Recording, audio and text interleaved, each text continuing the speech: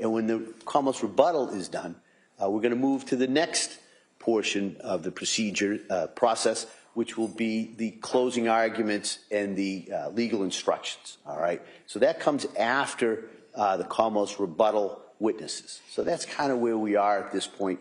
And so as we go through today, I'll kind of keep you up to date in regards to the schedule for going forward. All right. So that's where we are. So at this point, I'm going to we'll get Dr. Mack on the screen, and then it'll be Mr. Reddington continuing cross-examination. Yeah, please. Dr. Mack, could you please raise your right hand? Do you solemnly swear that the testimony and the evidence you shall give to the court and the jury in the matter now pending between the Commonwealth and the defendant at the bar shall be the truth, the whole truth, and nothing but the truth, so help you God? I do. Thank you, sir.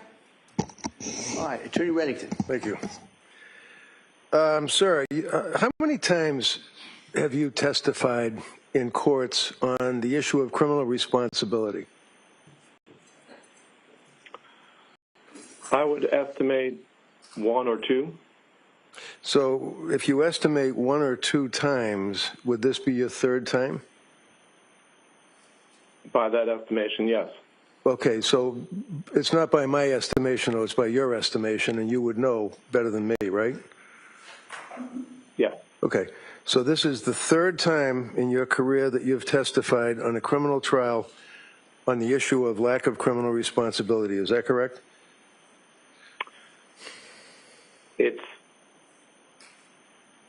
I know there are other times that I've created opinions. Oh, I'm sure. I'm not sure how many. I'm just asking about criminal responsibility. That's it. I'm talking about criminal responsibility. And I know there are other times I've created opinions, but I'm not sure that I've testified about them in the courtroom. So my question was simply, how many times have you testified in court on criminal cases regarding the issue of lack of criminal responsibility, and this would be your 3rd time, right? That is my recollection. Okay. And you have testified in court on behalf of various governmental agencies on other matters in addition to criminal responsibility, correct? Yes. And you are operating under the umbrella, if you will, of the Park Dietz conglomerate of a lot of expert witnesses that, as I understand, would parcel out cases to different people. Is that right? There are times that I do cases through Park Dietz and Associates. I can't speak to how many experts they have and exactly how they, as you put it, parcel things out. But over the span of my career, there have been times that I've done it when cases have been presented through Park Dietz and Associates, and times that I've done it through other entities.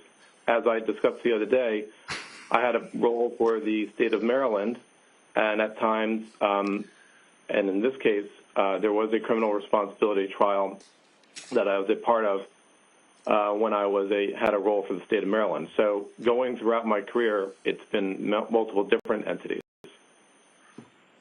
You've also testified, since we're talking about it, in the state of Pennsylvania, right? What's your question?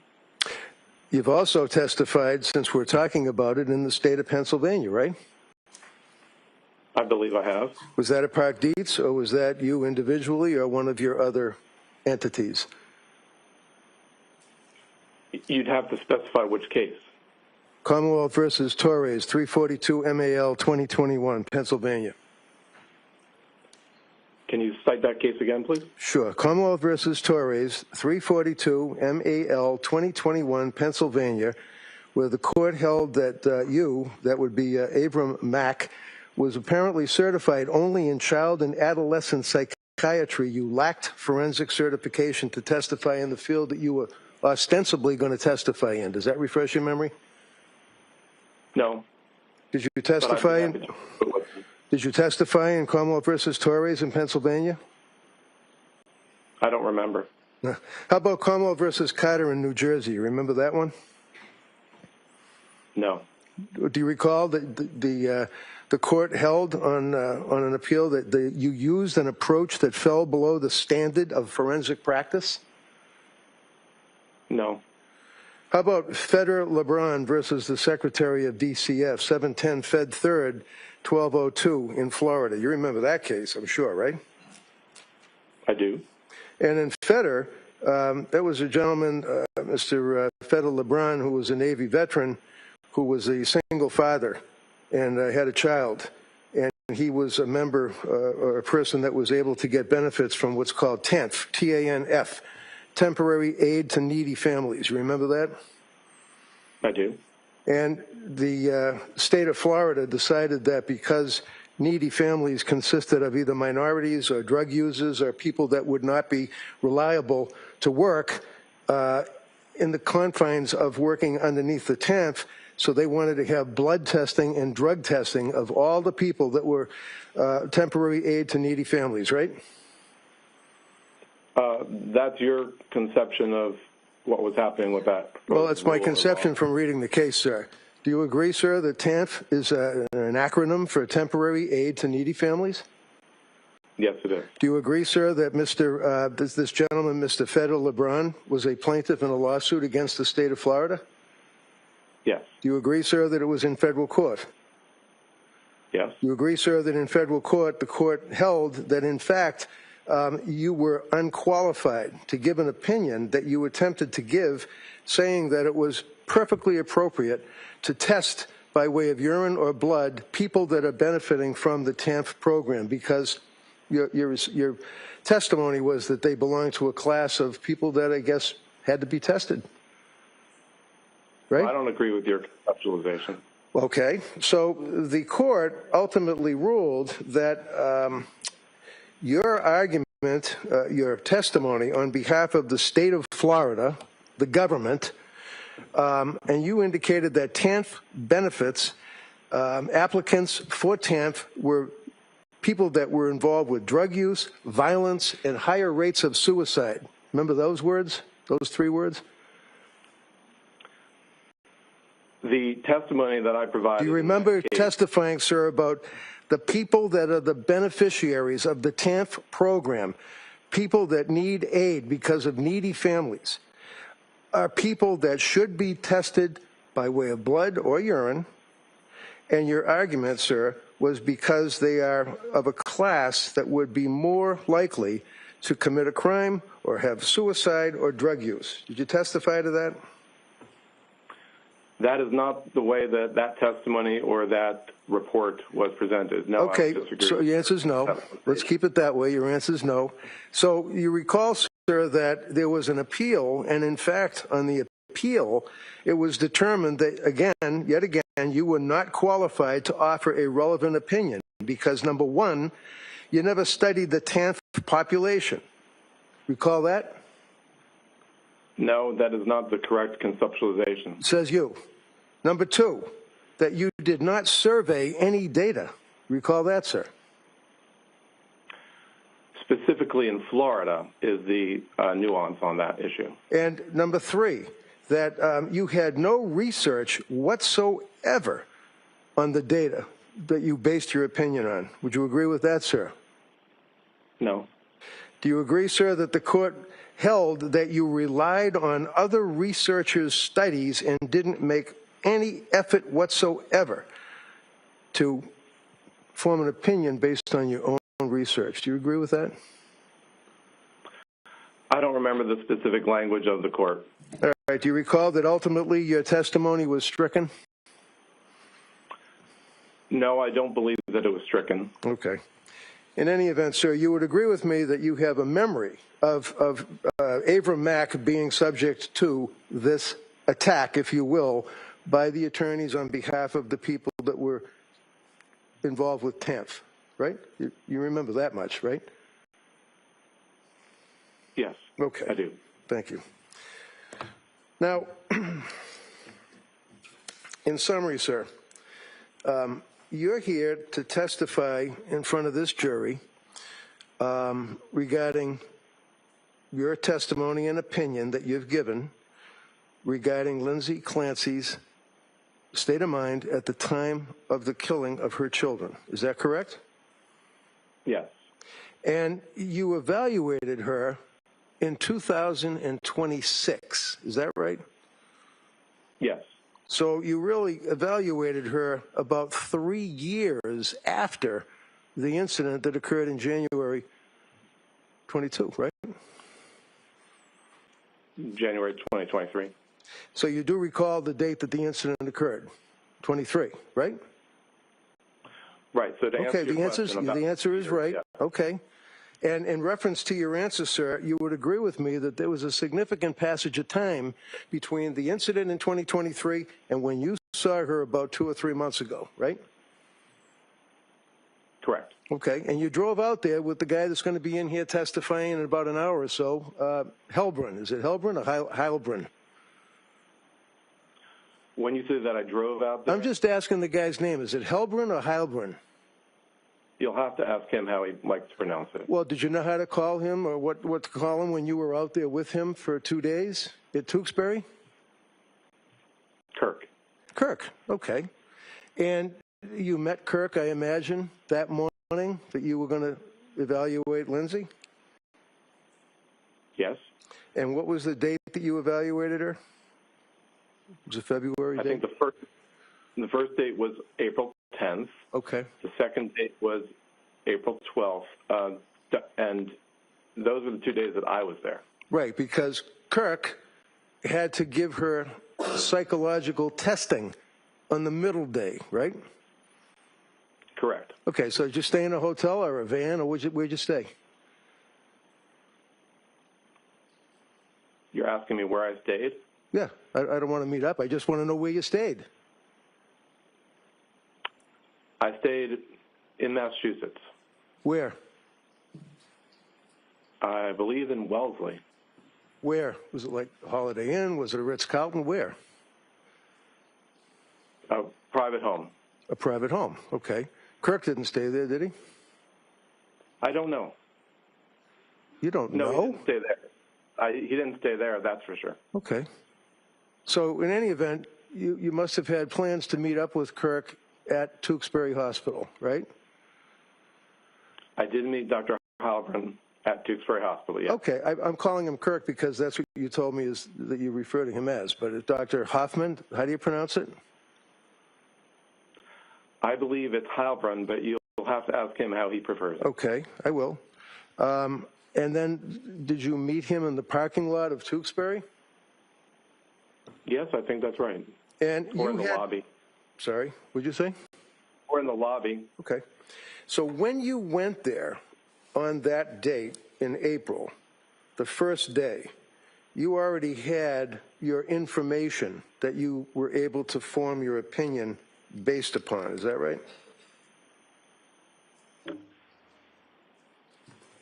At the time that I initiated the examination, I had reviewed records related to Ms. Clancy, but creation of the ultimate opinion. No. I'm asking about the records, sir. Real simple. The records that you reviewed. You had already reviewed them before you went to Tewksbury Hospital. Is that fair? Yes. Okay. And the records would be, obviously, cell phone extraction records, yes? I don't know exactly when I reviewed those cell phone records. How about defense expert forensic psychiatric evaluations? Dr. Philip Resnick, Dr. Margaret Spinelli, you reviewed the reports that were already prepared by my experts. Is that correct? And also Dr. Zeisel. Zeisel, yeah, thank you. Okay, because I had sent them to you, isn't that right? You had sent them, I believe, to Dr. Heilbrun. To Dr. who? I'm sorry. I think Dr. Kirk Heilbrun. And I think he was able to give them to me. Okay, fine. So you also were able to review Division or Department of Children and Family Records dated February 3rd of 2023, correct? Correct. And those would be records that pertained, obviously, after the death of the children, but it was just an interview of Patrick, the father, and Lindsay's husband, right? That's what those were. That was a substantial component of that, but that was the DCF evaluation that occurred, and they, I believe, interviewed him when he was at Boston Children's Hospital. Okay, all I'm asking is that the DCF, in other words, there's no DCF records that shows that Lindsay was abusive to her children, right? I don't think that that was necessarily the conclusion of that report. Well, it wasn't a conclusion of any report. There were no other reports other than February 3rd, correct? Yes, that's right. Okay. And that would be interviewing Pat, the father and the husband, right? As I said, I think effectively that is the core component of that report. Okay, that's a component of the report. The answer is yes. You also had medical records from Astor Mental Health Records, right? Yes. That would be Jennifer Tufts. Yes. Jennifer McAllister, right? I'm not sure if that's the name of another doctor in that practice, but substantially Astor Mental Health included the work of Dr. Tufts.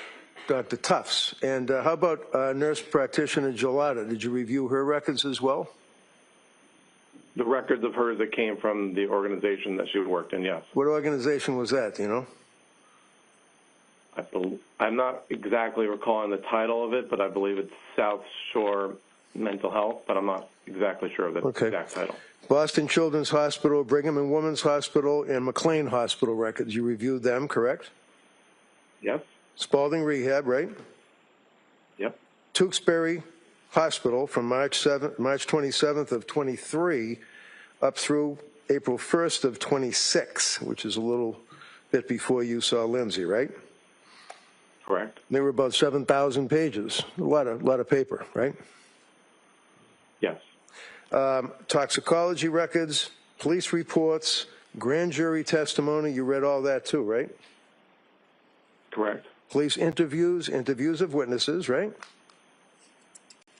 Correct. And you had met with, I imagine, or spoken to, by telephone perhaps, with the district attorneys, the prosecutors here. Yes. And where did you meet them? The prosecutors? Yeah. Only by phone. Okay, so you met them by phone. When was that? I don't know offhand when that was. How long was the conversation? I don't recall. It could have been somewhere between 15 minutes to 45 minutes. And basically they told you that they wanted you to evaluate a defendant who had been indicted for triple homicide of her own children by the name of Lindsay Clancy. You knew that from speaking with them, right? Effectively, I knew that, yes. And, you know, I normally don't go there with expert witnesses, but it was fair game on Dr. Zeisel. How much money do you make a year on your forensic evaluations? It ranges over the years, several $100,000. Yeah. Can be a few. And a lot of that, more. I'm sorry, go ahead. No, go ahead. So a lot of that would be appointed cases or cases either from Park Dietz or some other warehouse that asks you to evaluate people and testify in the court, right? Or over the years, people contact me directly. Really? If we're talking about over the last 15 to 20 years. Right. So when you were contacted by, strike that, did the DAs here call you or did you call them? I don't recall. Do you recall that they told you what a horrible case this was, that this woman killed her 3 children by strangling them? Did they tell you that? Sustained. Next question. Well, did you know what the factual allegations were of the case? Yes or no? Well, all the factual allegations, yes, I believe they were conveyed to me during a phone call. Yeah. Okay. And when you were engaged or retained through Park Dietz and Associates to work for the Plymouth County District Attorney's Office. I mean, that's fair to say. You were working for them, right? Effectively, I was retained by the District Attorney's Office, yes. All right. And let's talk about confirmatory bias. You know what that is? Well, you were asking me the other day about the cognitive bias think tank, and we talked about how, as a part of my work in patient safety. No. This is Doctor. I would like to be able Hold on, Doctor, please listen to the question and answer the question. Go ahead. This is confirmatory bias, sir, not a think tank talking about safety of anybody, okay? Confirmatory bias. Have you heard of that term? I have. And what does it mean? Well, if you're talking about the work in diagnosis in medicine, as I was getting at before, it refers to the idea that an individual has an idea as to what they're aiming for, and they gather information that accedes to that and that brings that point together. Okay. So would you agree with me, sir, that when you are retained in your practice, working whether it's for Dietz or somebody else, and you are engaged by a prosecutor, such as the Plymouth County DA's office, is it fair to say that you go into your work and your evaluation, and I hesitate to use the word investigation, but you have a confirmatory bias? You're hoping that you're going to be able to help them out, right? No. No. Okay. So you had read all this material, you had spoken with the prosecutors, and I imagine you had done a team back with Kirk Heilbrunn, right? A what? You talked to Kirk Heilbrunn about the fact that you guys were going to go in and evaluate Lindsay, right? We had worked with the prosecutors, and I believe them with you. No, you didn't. Excuse me. You didn't work with me. What do you mean? You didn't work with me. I imagine there was interactions in terms of setting up the dates on which this would occur. I had nothing to do with it. My office manager, Laura Mather, would have done that. I had nothing to do with it, sir. Yeah, okay, next question. So when you went out there on the 2 days that you went out, forget the middle day, because that's when Kurt was by himself. When you went out there, the two of you met in the parking lot or the lobby, one or the other, correct? Yes. Yes? I said yes. And the purpose was to go interview her, right? Ms. Clancy, yes. So you guys go down the hallway, you go in the elevator, you go upstairs to the locked wards, they have to open the door, they have orderlies and people that escort you. Is that right? Yes. You have to sign in, you have to have ID because it's a locked ward, right? Effectively, yes. Effectively. And the two of you, you and Kirk, go into a room where she's sitting in her wheelchair by herself so that you two of you can interview her. Is that correct? Yes. For how many hours did you interview her the first time? First day, it was roughly ended up being about, I think, 4 or 5 hours. And have in mind, sir, as counsel has already elicited, she's incontinent. She has issues because of being paralyzed and had to have a break, didn't she? She did not ask for a break. Oh, she was able to power through the 4 hours? I don't know if that's the appropriate way to frame it. We took a break. During the interview, we discussed the schedule that she has for catheterization, if that's your question. So you and Kirk Heilbrunn sat down and you questioned Lindsay, the both of you together or one at a time, or how'd that work out? One would ask questions, and if another one had additional questions to ask about that particular topic, then the other would ask. And she was, fair to say, she was pretty cooperative with you guys, right? Yes. She was polite, she was affable, right? Yes. She answered your questions, right? Yes.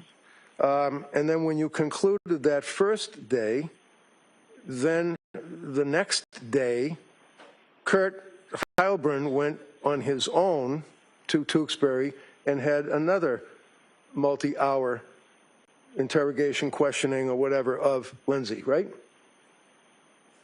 He was there for a second day for psychological testing. So you're aware of the fact that he was there for psychological testing, right? Yes. Now, a psychiatrist doesn't do psychological testing. The psychologist does, right?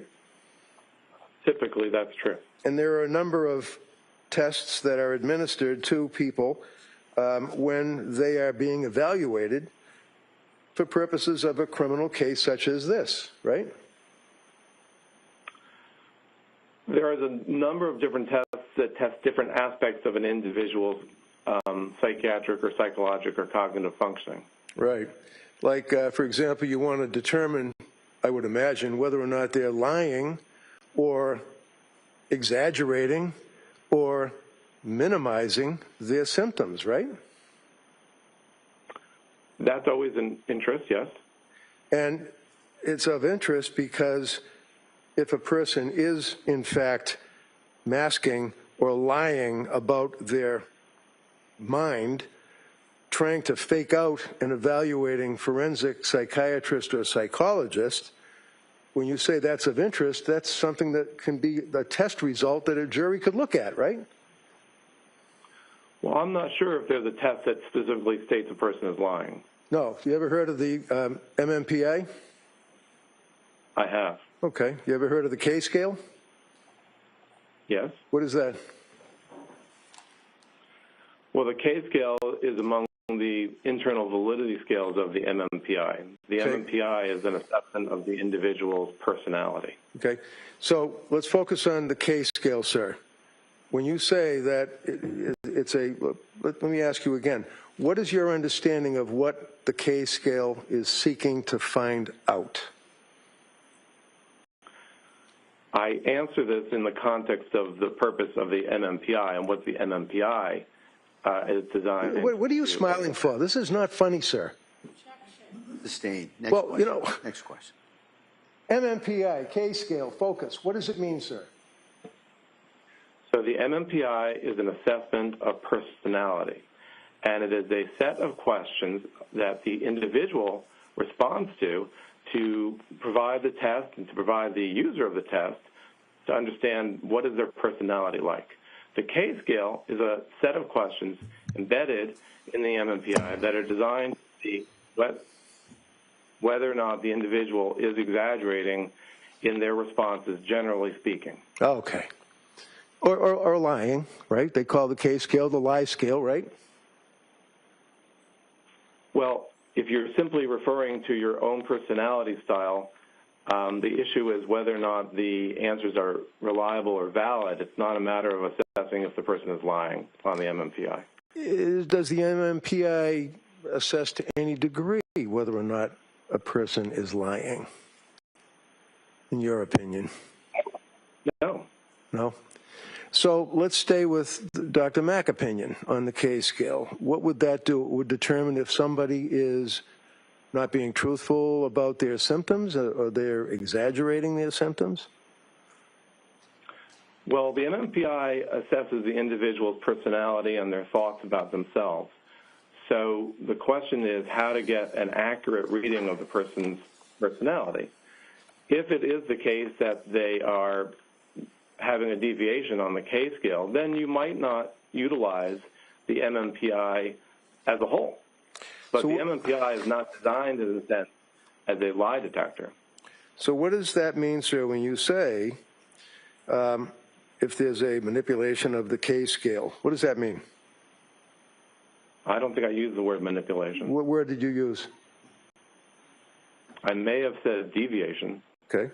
So if there's a deviation on the K scale, according to you, what does that mean? It may come to a threshold that the MMPI is not usable, and because the users cannot gather information about the individual's personality as a result. Because they're lying, and it's not a reliable test, right? That's the ultimate consideration, right? Right. So it's not saying that the person is lying. It's saying that the test is not reliable. Because the person who's the subject of the test is not being, let's say, forthright. Is that fair? I don't know that it's always necessarily a conscious act. An individual, it simply reflects the tendency the individual has when answering the questions that are on that subpart of the test. Okay, so if somebody has been indicted by the Plymouth County District Attorney's Office for triple murder, and you are working for the DA, evaluating whether or not they are suffering from a mental disease or defect, would you agree with me, sir, that there may be a tendency for somebody to exaggerate their symptoms to try to paint a positive picture of themselves? Overrule. Not necessarily. Well, how about a little bit necessarily? I don't know that there's a relationship. Okay. So you are aware, regardless, that when Lindsay took the test for Dr. Kirk Halbrun, that there was no indication whatsoever of any malingering, exaggeration, or anything along those lines in that test. Would you agree with that? If you're talking about the MMPI, correct. That's what we've been talking about.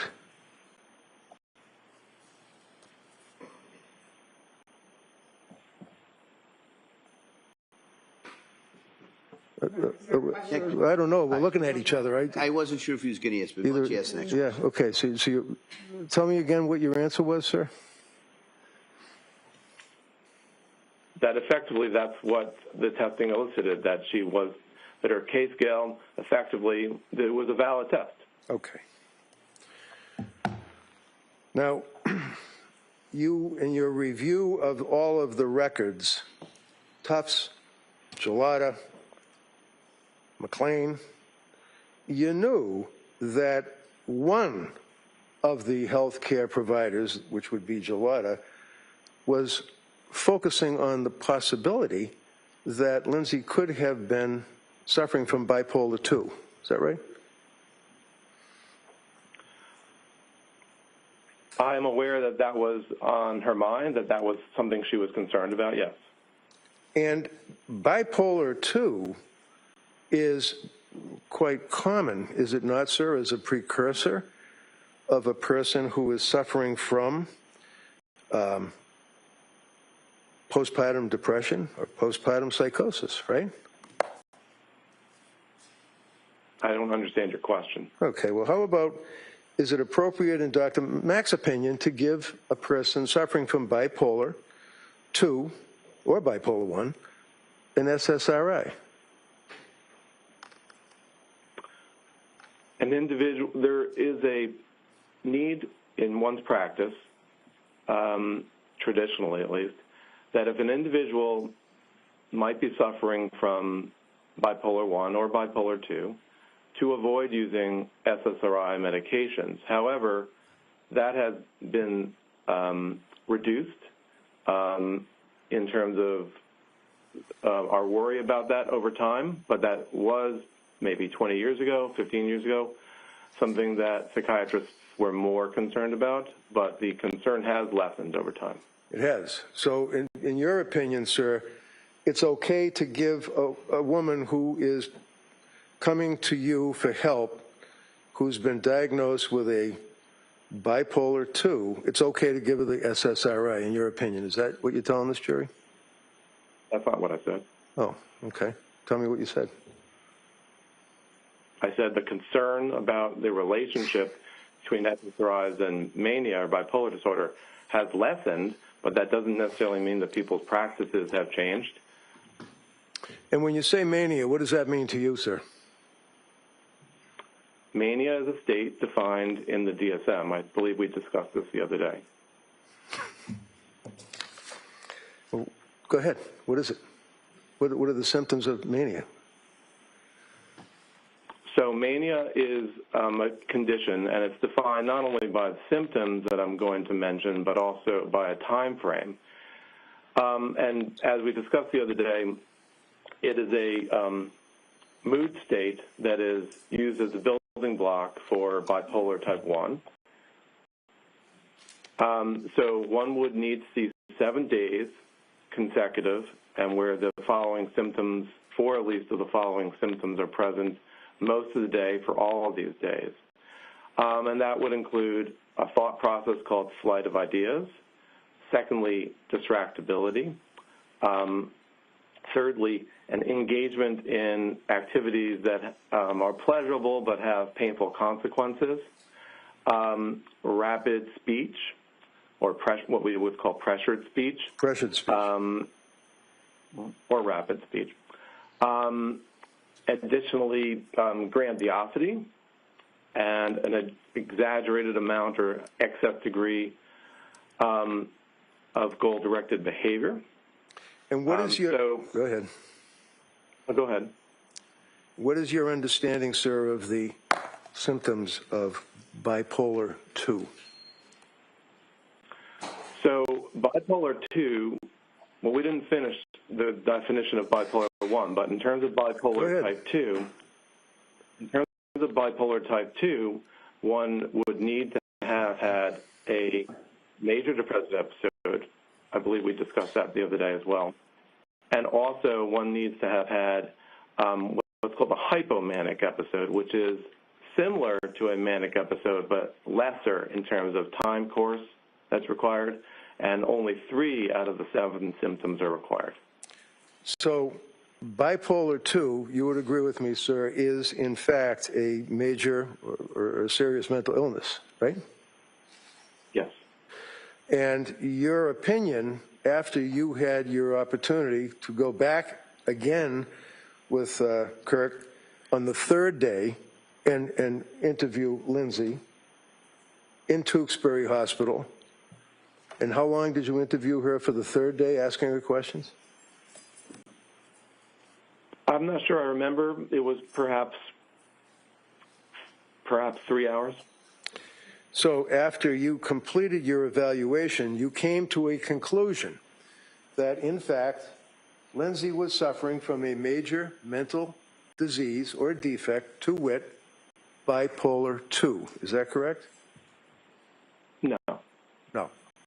So why don't we look at your report and you tell me what your ultimate opinion was of your diagnosis of Lindsay after evaluating her, sir.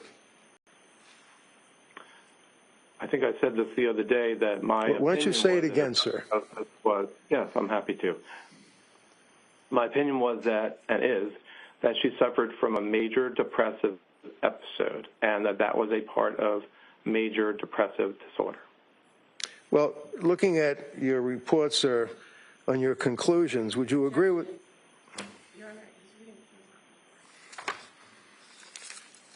So do you have your report? He's reading from the wrong report. Do you have your report, sir? Can I see it sidebar just for a second? It's not the wrong report.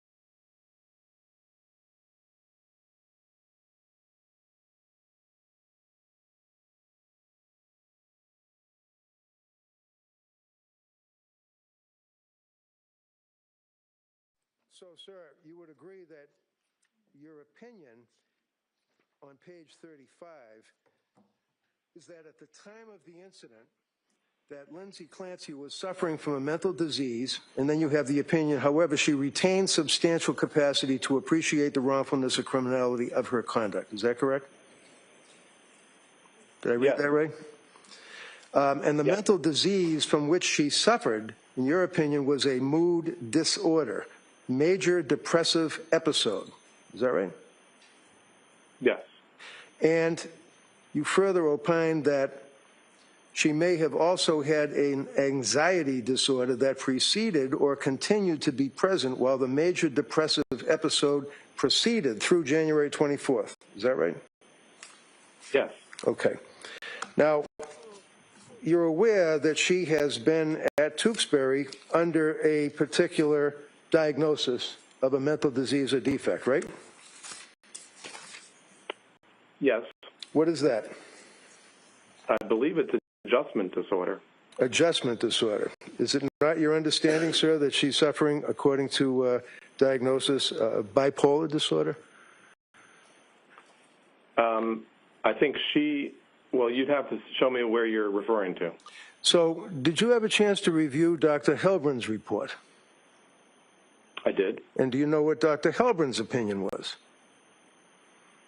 of a diagnosis? In terms of diagnosis. Yes. What was it? I think he made a diagnosis of bipolar type 2. So you have nurse practitioner Gelada, who, as a treating practitioner, indicates that the diagnosis possibly is bipolar disorder, correct? I don't know that she used those terms, but I know that she was concerned about the possibility. And you know, because you've obviously read and incorporated into your report Dr. Resnick's opinion, correct? Correct. And what is Dr. Resnick's opinion, sir, to your understanding? In terms of the diagnosis? Yeah. Bipolar type 2. Okay. How about Dr. Zeisel? You also had access to and incorporated into his report, your report, his diagnosis. What was that? Now, offhand, I don't remember what his diagnosis was. How about Meg Spinelli? Did you have a chance to review her report and incorporate that into your report? I reviewed her report. Do you know what her diagnosis was, sir? I believe it was bipolar type 1. Right. So with all of the various healthcare providers that have an opinion of bipolar type 1, would you agree that that is a very strong indicator that a person could very well be suffering from postpartum depression?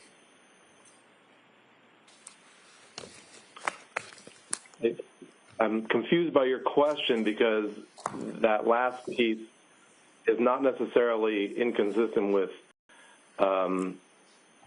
the diagnosis of major depressive episode. I'm asking you, sir, about your... What I discussed the other day was when that specifier is able to be used, that would be a diagnostic question. So with the understanding that nurse practitioner Gelada is bipolar, or looking at bipolar, that Zeisel report, you don't know or recall what it is, but you incorporated it into your report. Dr. Resnick is bipolar too. You feel that this is or is not indicative of a precursor to a person suffering from postpartum depression? It's in the books, in the articles, right? Your use of terms, to me, seems apples and oranges. The question of postpartum depression would be, does the person have a mood disorder, and is it in the time frame following birth? I can't hear you. I'm sorry. So, I can't, can you say that again, please? We're talking about categories that are not aligned with each other. No, I'm asking you what your answer was, okay? What's your answer? You'd have to restate the question. Okay. You recall Friday, sir, that you were talking about onset of postpartum depression symptoms occurring within a particular time frame. Do you recall that, sir? The diagnosis would be my a question is depressive simple. Do you episode. recall saying what the time frame was Friday? I'm trying to answer your question. What is the time frame? The time frame designated for the diagnostic specifier called with postpartum onset is 4 weeks. Okay. And that's your opinion, right? Well, I believe that's what the DSM says. Okay. So let's talk about the 4-week period. The 4-week period in which that specifier may be added. Okay. You recall saying The that diagnostic rule. you recall saying that a person can be postpartum and it has to be within 4 weeks. Do you recall saying that Friday? What I would have intended to say. No. Which I believe What did you say to the? Come on. What did you say to the jury last Friday? Doctor, please listen to the question and just answer the question as asked, okay? And then if the Commonwealth has any redirect, they can follow up with their questions. Go ahead. Thank you. Do you recall saying that a person has to be postpartum within 4 weeks, according to the DSM? Recall saying that? To meet that specifier, yes. Right. Well, do you understand, sir, that every woman that has a baby for the rest of their life is postpartum? Because postpartum, quite frankly, means having a baby, right? Sure. So, but that wouldn't be the specifier of with postpartum onset. Yeah, but you can't. Postpartum is not a disease, doctor. Postpartum. Right. It's an appellation that is defined in terms of 4 weeks. Okay. According to you, right? You understand that World Health Organization is different, right? If you're talking about the ICD, what is that time frame, sir? I'm not sure what it is. I think you said it was 12 weeks.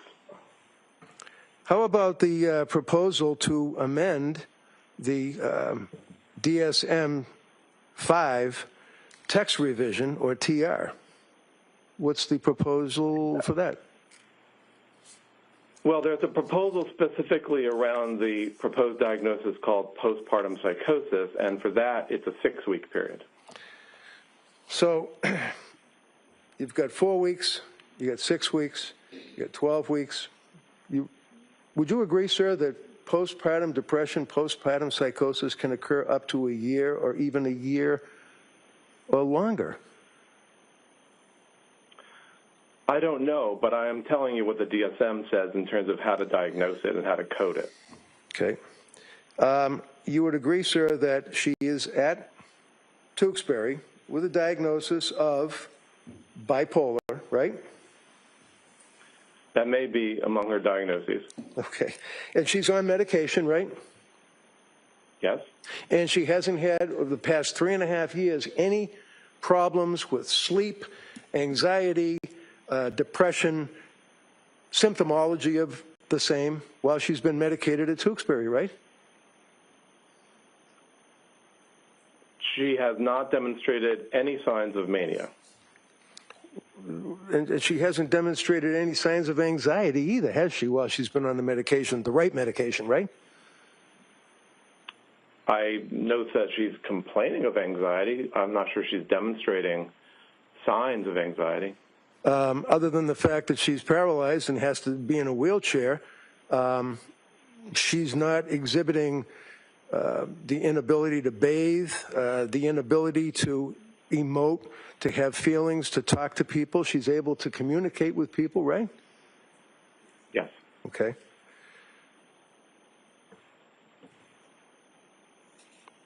Do you know what medications that she's on while she's at Tewksbury? She's taking, I think we discussed this the other day, a low dose of Zyprexa, I believe clonidine and trazodone, and propranolol occasionally. Okay. Now, after you had a chance to review the medical records from Dr. Tufts, which would be from end of September of 22 up through October of 22, for example, initial prescription, right? I reviewed all of the records from Dr. Tufts, yes. And you recall what the first prescription was that she got, right? Sertraline? And that would be what, 25? Yes. Was that increased? It was. And was there an issue or a problem, according to Lindsay, when that was increased from 25 to 50? Yes. And what was the problem that she indicated to the doctor? She wanted to sleep, but she was finding it hard to sleep. She was unable to sleep for a period in excess of 48 hours, is what she said, right? I think it was at that point, yes. And also, she indicated that there was, in her opinion, a symptom that she didn't really have a need to sleep, even though she had gone 48 hours without sleeping, right? No, she wanted to sleep.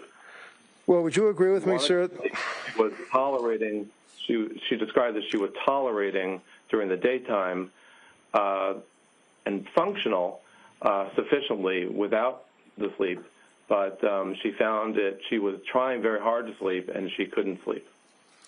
And do you recall her indicating that she did not feel, regardless of 48 hours straight without sleep, that she had a need? She said she didn't feel like she had a need to sleep. Did you see that in the records? I'm not sure that it would be characterized that way.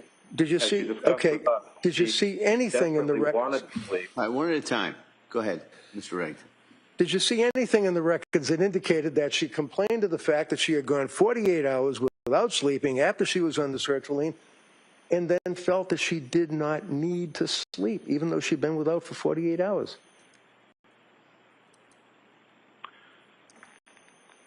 I don't exactly recall what was written by Dr. Tufts, but she described to me that in that period... Doctor, I'm asking you about the medical records, not what you think she told you 3 years later. The medical records. The medical records review the fact that she was not able to sleep.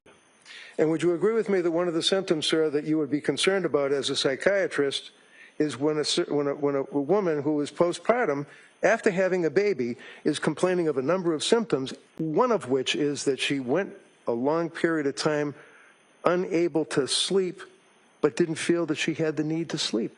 That's textbook, isn't it? Well, the DSM textbook refers to a decreased need for sleep as the seventh element of mania. Okay, so that is an indicia of mania. Can I get that out of you? The way it's written is a decreased need for sleep. Okay. I don't know that she has a decreased need. And in the medical... trying very hard. Go ahead. I think she desperately wanted to sleep.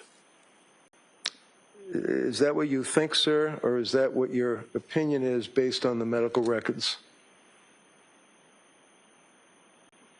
That is my understanding based on the totality of the information. Okay. So is it your understanding that she also exhibited signs or symptoms of postpartum depression? So to the extent that she had depression in a period after having had a baby, that is not how DSM would refer to it, but as you said, everybody would be postpartum in that regard. So my opinion is that she had major depressive episodes in this year or within 4 or 5 months following birth. Sir, you're familiar with the postpartum psychosis. You're familiar with that, right? So there's the concept of having psychosis. Are you familiar with postpartum psychosis, sir? Yes or no? I'm familiar with a proposed diagnostic entity called postpartum psychosis, and the idea that people can have psychosis as a mental disorder at other times. You're familiar with the Department of Mental Health in Massachusetts, right? Yes. You're familiar with the funding of the Department of Mental Health for the Massachusetts Child Psychiatry Access Product. You're familiar with that, right? No. Called the MCPAP, that focuses on postpartum psychosis and postpartum depression. Are you familiar with that, sir? No. Would you agree with me that when a person has a child and is within the postpartum period, that they may present to a doctor with symptoms that might lead the doctor to believe that they are suffering from postpartum depression? Would you agree with that? I'm not familiar with that particular program. I'm happy to. Right. No, I know you're happy, but I'm just asking, sir, about postpartum depression. Forget the program. You're not familiar with the program. We get it. I'm asking you now, sir, about your familiarity with postpartum depression. Yes. Okay. And there are symptoms of postpartum depression. Fair to say? Postpartum depression. Are there symptoms, sir? Yes. I am familiar. Okay. And forget the DSM. Let's just focus on the symptoms as you understand it for postpartum depression, which, according to you, has to occur within the first 4 weeks of birth. But quite frankly, it could be 6 weeks, it could be 12 weeks, it could be a year, right? You said forget the DSM, except that making diagnoses in psychiatry requires an authority, and we utilize, in this country, the DSM. Maybe we shouldn't?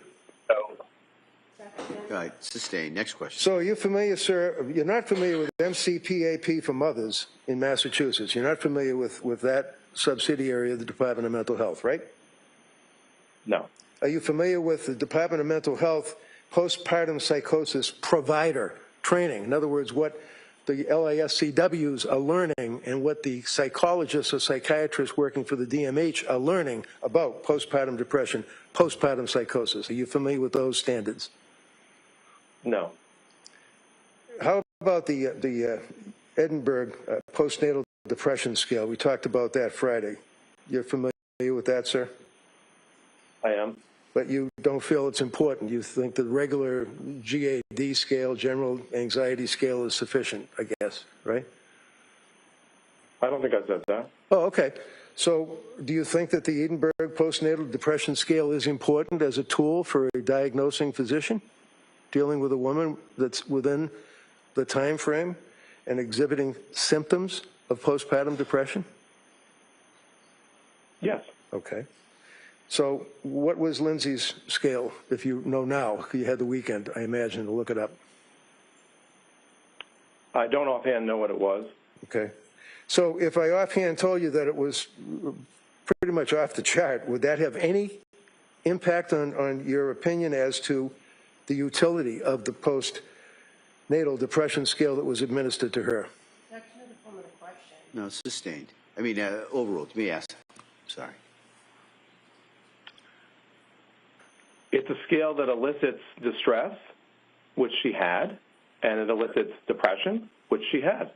And it's not just limited to distress and depression. It's focused on, and again, I'll read it, the Edinburgh postnatal depression scale, right? Right. So, no, the answer's right. She had diagnosis of depression. She was being treated for depression. All right. So you, in any event, you don't utilize, apparently, the EPDS, right? You don't utilize it in your practice, whatever that may be. Correct. Okay. Not that I'm against it. I just haven't had the opportunity to use it in some time. Just like you think that, you know, an episiotomy is a tear, I guess, when a person has a baby, right? I'm sorry? You remember Friday you said that when a baby is born and the woman suffers a tear, that you called it a particular name? An episiotomy. Right. When there's a need for repair for a tear, there are several different degrees. No, wait a minute. Hold on now. Hold on. Excuse me, sir. Friday you said that the episiotomy is, in fact, A tear. Do you remember saying that? I'm not sure exactly the wording. Did somebody tell you that you were way off base on that testimony Friday, sir? I'm not sure what you're referring to. I'm referring to you saying that an episiotomy is a tear. And it's not.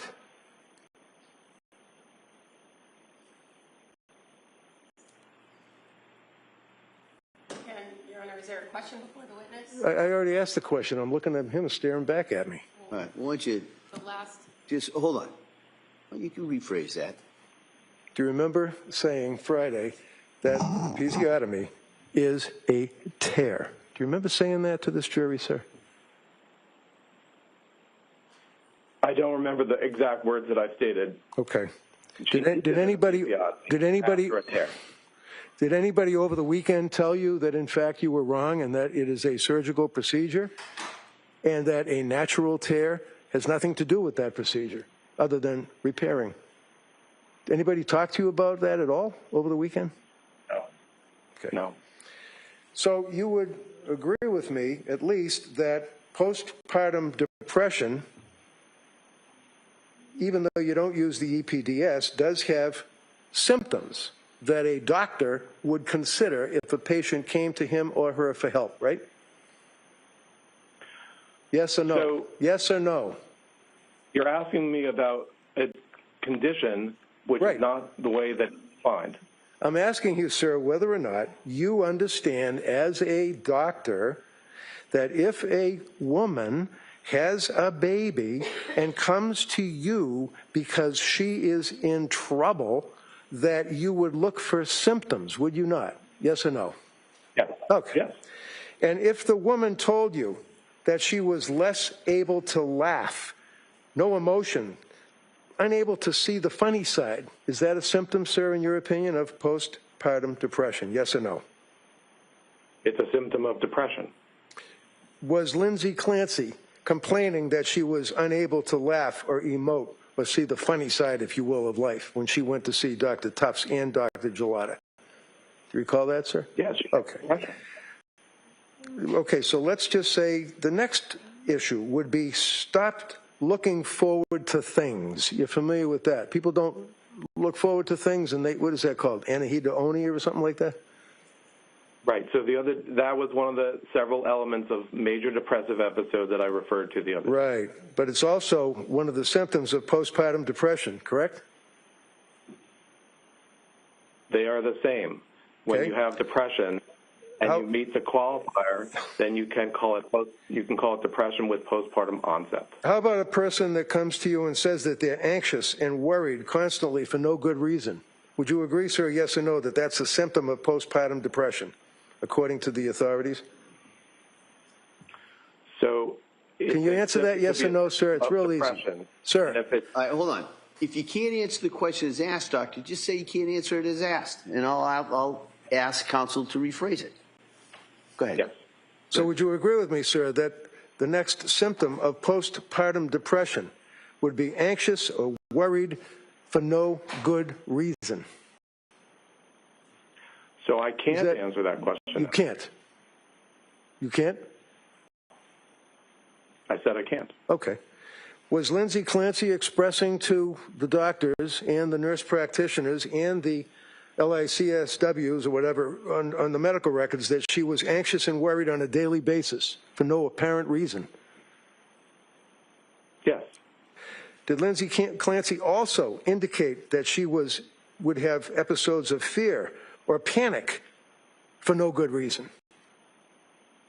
Yes. Did she also indicate, sir, that she was overwhelmed by life, basically, overwhelmed? Yes. Did she also indicate that she was so unhappy and worried and anxious that she had trouble sleeping? Yes. Did she indicate that she was sad or miserable and unable to enjoy things like family, friends, society? That is a symptom that progressed as those months moved on, yes.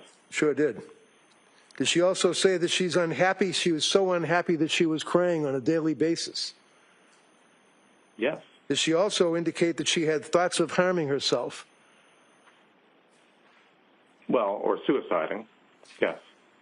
So if she's successful in harming herself and she dies, then it's suicide. Either way, it's a thought of harming herself, right? I don't think she had the interest of harming herself simply for the interest of harming herself. She had the interest of suiciding. And she wasn't successful, obviously, right? Are you referring to January 24th? So the postpartum depression, sir, which invariably involves the EPDS, which you don't use, consists of 1 to 10 symptoms, and she hits every one in the medical records that you reviewed. Is that correct? First of all, I'm not sure what you're... Well, I can't answer the question as you've asked it. I'll put it... Let's talk about postpartum psychosis, because that is something that can follow postpartum depression. Is that right? You're using terms that make it that I can't answer your question. A postpartum psychosis you can't answer? You know what that is, don't you? Are you referring to the proposed diagnosis that we referred to earlier? The one I'm referring to the fact that this young lady was suffering from postpartum psychosis when she killed her kids. Do you know what postpartum psychosis means? So there is a observation that a person may have psychosis, or there is the proposed diagnosis that we referred to the other day. Let's do this. Symptoms of postpartum psychosis.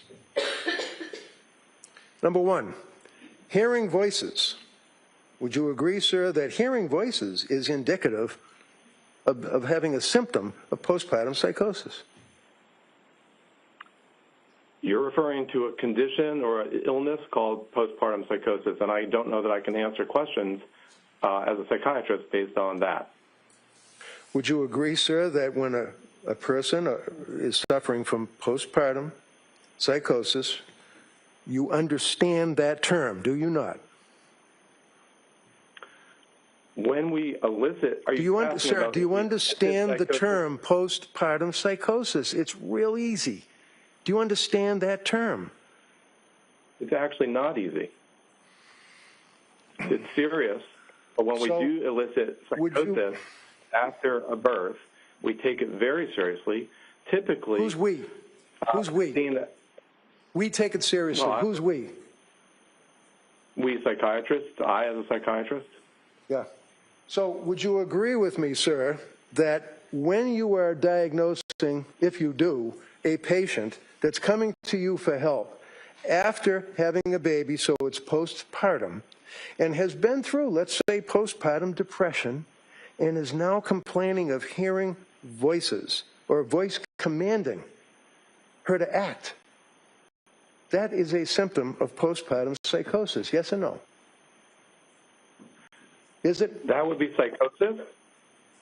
I don't know exactly, based on your hypothetical, as to whether it would count as the proposed postpartum psychosis illness, disease, but it certainly would be a concerning symptom or sign. Okay, so if you had administered the Edinburgh test, that is something that may have assisted you in evaluating the claim that the person is hearing voices, because that's one of the things that you would be concerned about with a patient, right?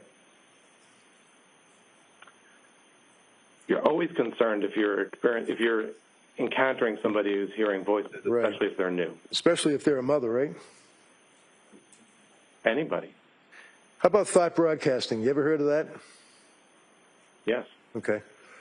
How about a patient that says that they're worried about hearing voices, and they're worried that people such as teachers could hear the voices in their head? Is that something that would concern you? Yes. How about if the person was afraid that somebody is able to hear the voices in their head and would call the police or DCF and they'd lose their kids? Is that something that would concern you? Hypothetically, yes, it would be a concern. Well, how about actually in this case with Lindsay Clancy? Did you come across that in all of your investigation? I came across, in my evaluation, a period where she worried that people could hear what she was thinking. That's different, first of all, from thought broadcasting. But in either event, as I've said, she was in a serious psychiatric state, and she was suffering. How about number 2, postpartum psychosis symptomology, delusional beliefs with distorted reality? Did she complain to Tufts or Gelada about having distorted reality, being disassociated? Things weren't real. Do you recall coming across that? So there were times that in the context of some of the medications she was taking that she felt that things weren't real, yes. Okay, so or that my question, felt sir, uncomfortable. my question, sir, is whether or not she complained of that to her health care providers. You'd agree with me Yes. that she did, right? Yes. Okay. How about appears normal in between episodes, calm, even laughing?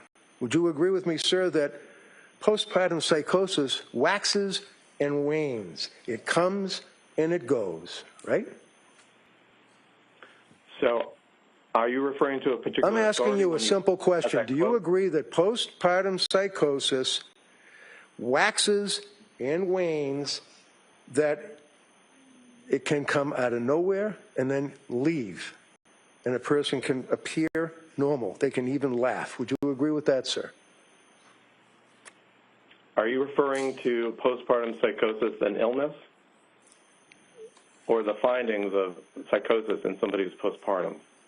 I am asking you about Lindsay Clancy, the young lady that's sitting right here that you're testifying against in front of this jury, telling this jury that she was responsible for the death of her children. You with me? I'm not sure I understand exactly the context that you just stated. Okay, But the if your context I'm giving it question is... the natural course of an illness called postpartum psychosis. That illness has not been refined. It's not something that we in psychiatry, at least as far as I'm aware, can talk about as an illness where we understand its typical course. And Okay, time out. All right, hold on. Let him finish. Doctor, you done with that answer? I'm done. Okay, go ahead. You're telling me, sir, that you don't believe or buy postpartum psychosis. Is that what you're telling me? I didn't say that at all. Okay. So you do believe that postpartum psychosis is a serious mental illness? I don't think it's a matter of belief or not belief. I'm aware of how to elicit the symptom or sign of psychosis. I am also aware that there's a proposal for an illness that would be recognized where we understand its typical course and how it progresses, that has been proposed and that has not been approved for use in psychiatry in the United States. Approved by who? By the American Psychiatric Association. The APA, so you... Hold on. By the team that let me, if I can finish, by That's the the judge you're particular talking to, not body me. within the American Psychiatric.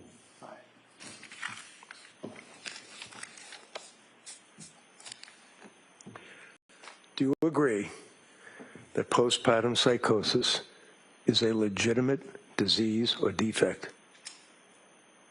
Yes or no?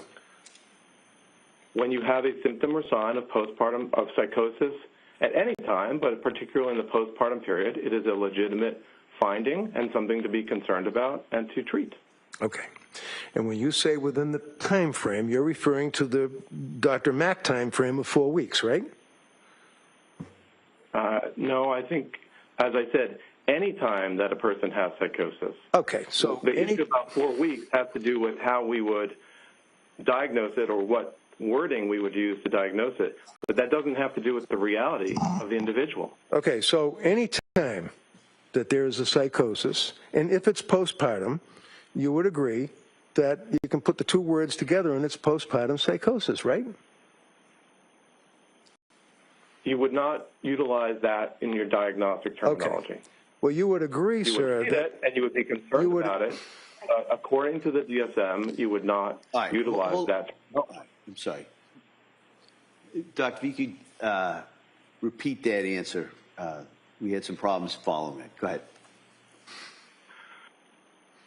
So the presence of psychosis is always of concern, especially if it's new onset, to the extent that we are talking about the proper terminology of labeling something, whether it is postpartum onset or not, the DSM provides guidance as to the time frame.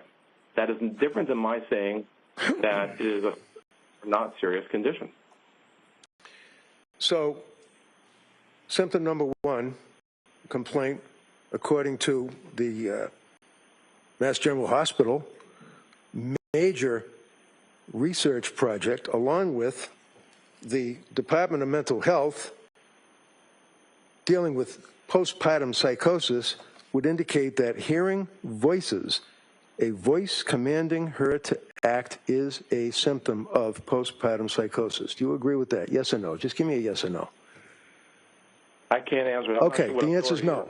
The answer is no. All right, he just doesn't agree with it. Next question. We've answered these questions several times now. Really? Overruled. We're going to let him ask that question if you want to ask that again. So let's move on, sir, so we don't fight over number one. How about number two?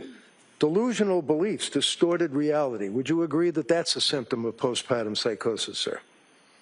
Yes or no? You said number one, number two. I don't know what authority you're referring to. Do you agree, sir, that a symptom of postpartum psychosis, in addition to the hearing of the voices, would be delusional beliefs and a distorted reality?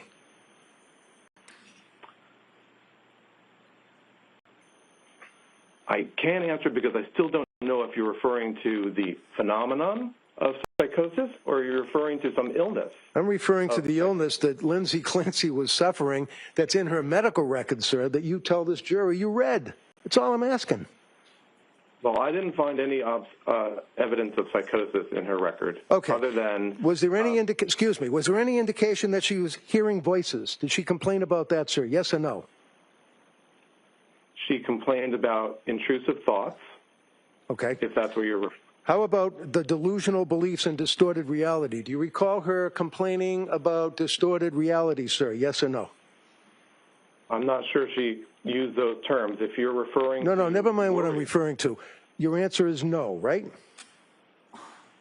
No, she did not display psychotic features. I didn't ask about psychotic features. I'm asking you about delusional beliefs and distorted reality, doctor. That is a type of psychosis. Okay. So I didn't see any evidence of any psychotic features throughout the medical records. So it's your understanding from reviewing her medical records that Lindsay never indicated that she was not participating in reality, that she was in a disassociated state, that she was out of touch with reality. You're telling this jury you never saw that? I did see that evidence, that component that you discussed with their physician. Great. I don't see that as a sign, strictly speaking, of psychosis. It may have been in some cases, but I don't see any signs of psychosis or delusions. Like in this postpartum psychosis, sir, you'd agree that delusional beliefs, distorted reality is a symptom, yes or no? Not waxing and waning with your answer, yes or no? Are you referring to an authority there? Doctor, I agree. Doctor, hold on. Here's the way this works, all right? You don't really ask a lot of questions. You answer the questions, all right? If I told you before, if you can't answer a question the way it's framed, just let me know, and I'll tell counsel to frame it in a different way, all right? So that's the rules. That's how it works here. So go ahead, Mr. Reddington. Thank you. Would you agree, sir, that a symptom of postpartum psychosis with a woman who is coming to a physician for treatment indicates that they appear to have normal periods between episodes of disassociation where they're calm, they're even laughing, and they can drive cars, they can talk to people, they can use telephones, all of that, right? It would be... That description may be of other things, but it's not necessarily of psychosis. How about severe sleep deprivation, sir? Do you agree that severe sleep deprivation is a symptom when you're considering the whole of the patient complaining of various symptoms? Severe sleep deprivation is a symptom of postpartum psychosis. I can't answer the question the way you phrased it. Okay, so let's say postpartum psychosis, you're somewhat familiar with it, and would you agree that severe sleep deprivation is a symptom of it? I can't answer the question. Okay, you can't answer it, okay. How about rapid mood swings? Would you agree that rapid mood swings are a symptom of postpartum psychosis, sir? I'm not sure I understand your question. Okay. How about a person saying that they're not herself? I want to be myself. I want to go back to being myself. I can't be myself. Is that a complaint that is a symptom of postpartum psychosis, sir? It might be, if the person has psychosis. Okay, the answer is it might be. Did Lindsay Clancy indicate that she wanted to go back to being herself? Yes. Now, did she also, was there any evidence, sir, of thoughts of harming her children? There were periods when she had impulses or intrusive thoughts about harming her children. And when you say intrusive, if I come to you and if a person comes to you and postpartum psychosis is on your radar and says that they're having intrusive thoughts about harming their children, would you not ask them what that means? In other words, is it a voice in their head? Is it their thought process? What is it? Do you ask that question? Of course. Did anybody ask that question when she was complaining about having intrusive thoughts about suicide, for example? Did anybody ask her what that meant? Voices in the head or thoughts? I believe that the clinicians at McLean, at Mass General, Dr. Gelada, Dr. Tufts, all asked about or all made inquiries to understand the nature of her suicidal ideation. Do you believe that based on your review of the medical records and based on your review of the numerous cocktail of drugs that were prescribed to her that she received good medical care from Gelada and Tufts? No, ruled. I don't have an opinion on that.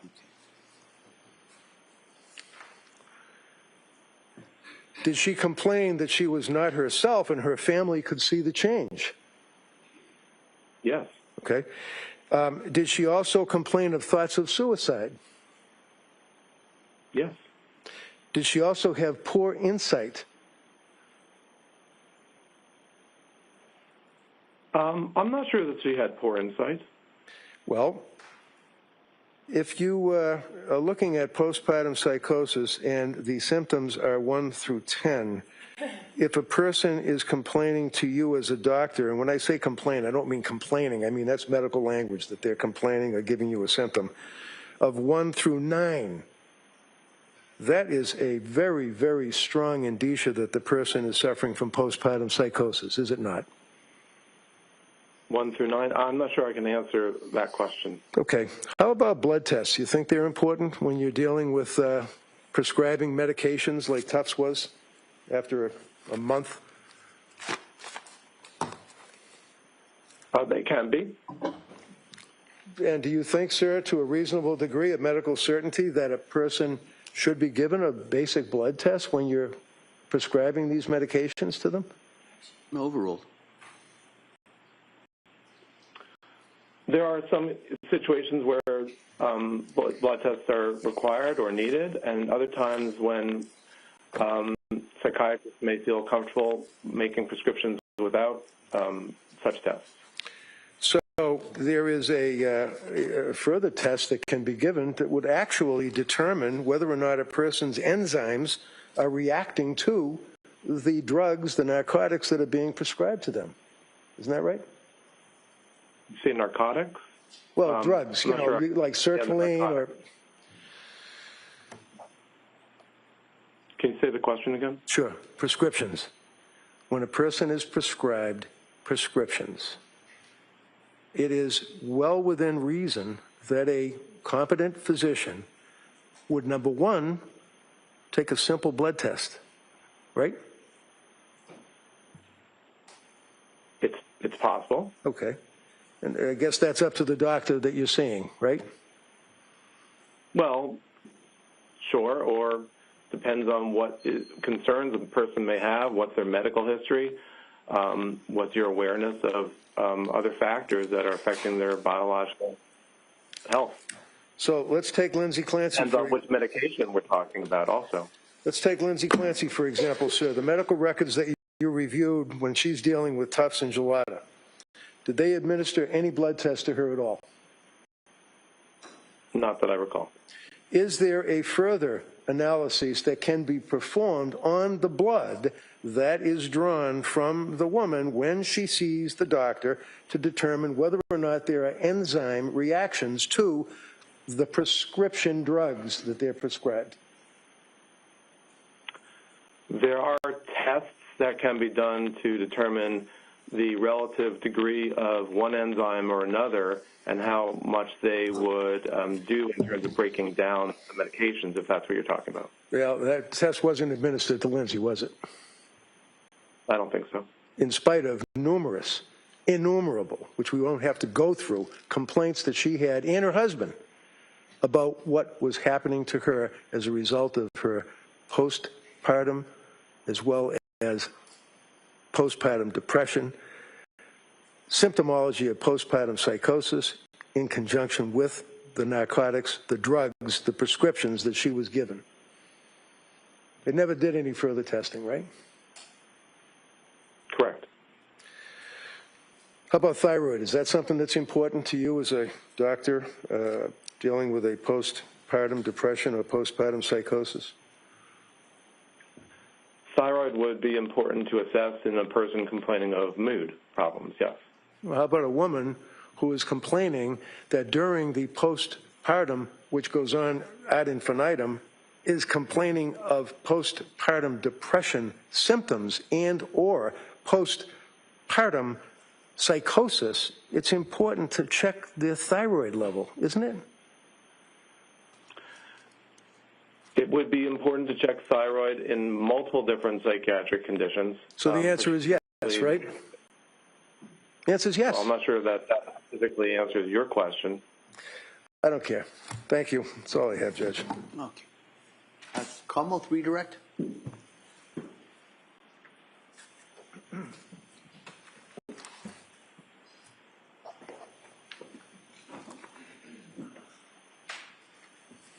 Good morning, Dr. Mack.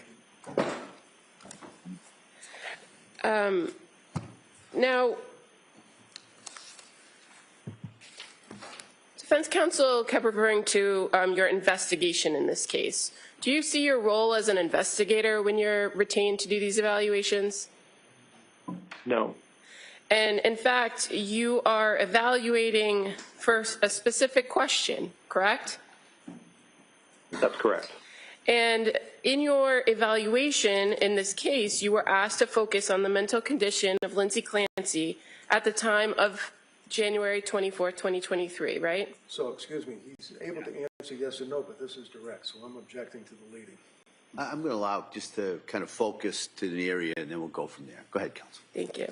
You can answer that question. Yes. Now, were you provided the information that you reviewed? Yes. And were you aware where that came from, whether it was the court or the district attorney's office or from defense? I'm not necessarily aware of the origin of any of the documents that I reviewed, only that I did review them and I did possess them. And as far as the timing of when you were retained in this case, I believe your testimony on Friday was that your memory was early 2025 you were retained. Is that right? Yes, I would say that the initial discussion about it was at the end of 2024. I am not exactly sure when the Commonwealth or the District Attorney's Office exactly made the retention happen, but I understand it to be early 2025. And you were provided a significant amount of information after you were retained, correct? Yes. And that information continued to come to you up until the point that you were going to meet with the defendant in April of 2026. Is that fair to say? That's correct. And were you able to set up that interview with her on your own? No. Is it your understanding that it had to be with the permission of the court and the parties? That's my understanding. And that date in April was a date that was provided to you as a date that you could go and speak with her, correct? Yes, the 2 dates, April 10th and April 12th. And in conducting these evaluations, is it standard or best practice to review as much information as you can prior to that interview? That's correct. And you were provided records from the Tewksbury State Hospital in the weeks prior to your interview. Is that fair to say? Yes. Now, when you're retained on cases, this case and any other, you're paid for your time and your work regardless of what your ultimate opinion is, correct? That's right. Can you explain to us the relationship that you have with Park Dietz and Associates? Yes. There are times that attorneys around the country go to Park Dietz and Associates seeking or asking if they have an expert in a particular field, and Park Dietz and Associates may be able to propose one expert or another who might be able to help that attorney or law firm.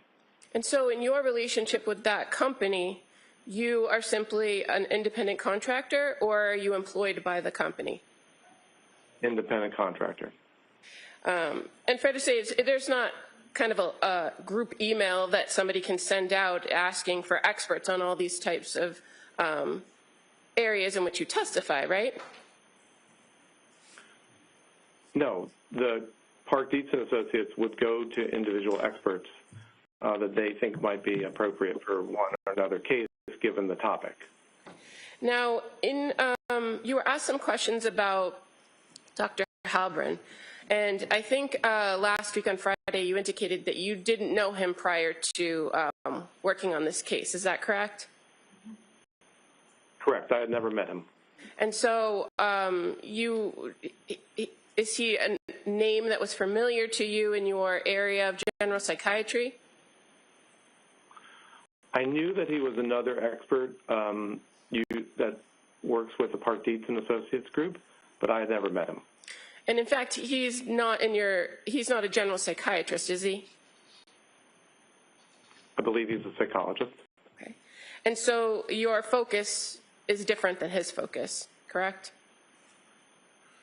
To some degree, yes. Now, how did it come about that you and Dr. Halbrin ended up going to Tewksbury at the same time? Well, my memory is that to the extent that he also had been retained, that there was a need to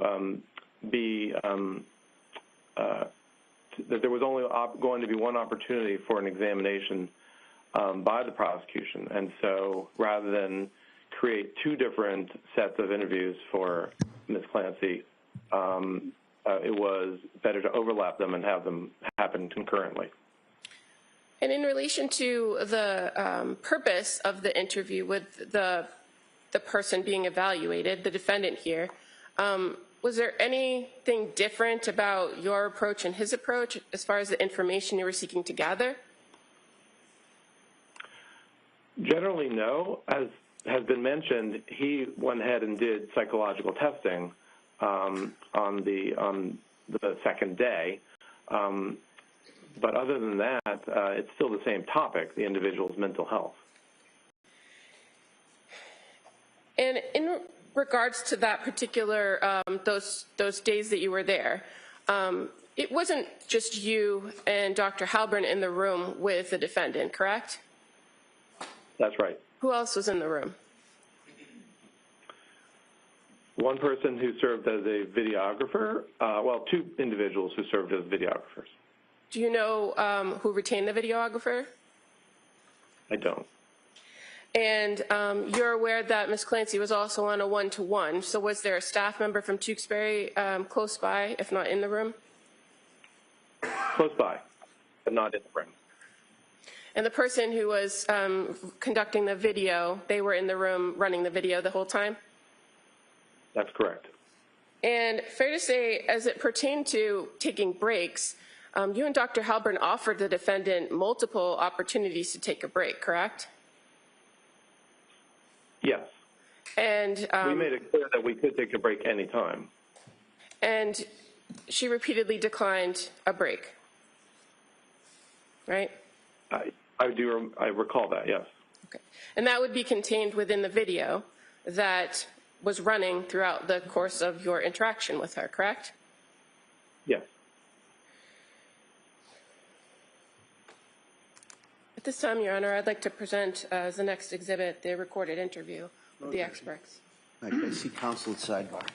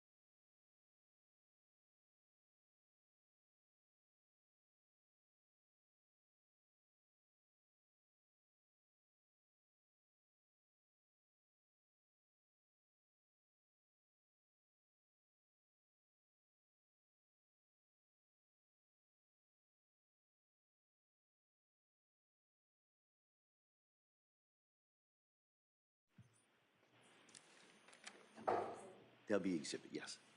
Exhibit 292. Okay, no objection? No. Dr. Mack, on cross-examination, you were asked about the LeBron case that you were involved in. You recall that line of questioning? I do. And in that case, you were retained by the state of Florida. Is that right? Yes, the executive office of the governor. And you offered an opinion in that case, correct? Yes. And was that testimony or by way of a declaration or a report? It was a report, and then there was a deposition. And so you were part of a hearing with the court in Florida to determine whether your ultimate opinions could be considered in the case, correct? I don't think that there was a specific separate hearing after that point. Okay. My recollection is that in the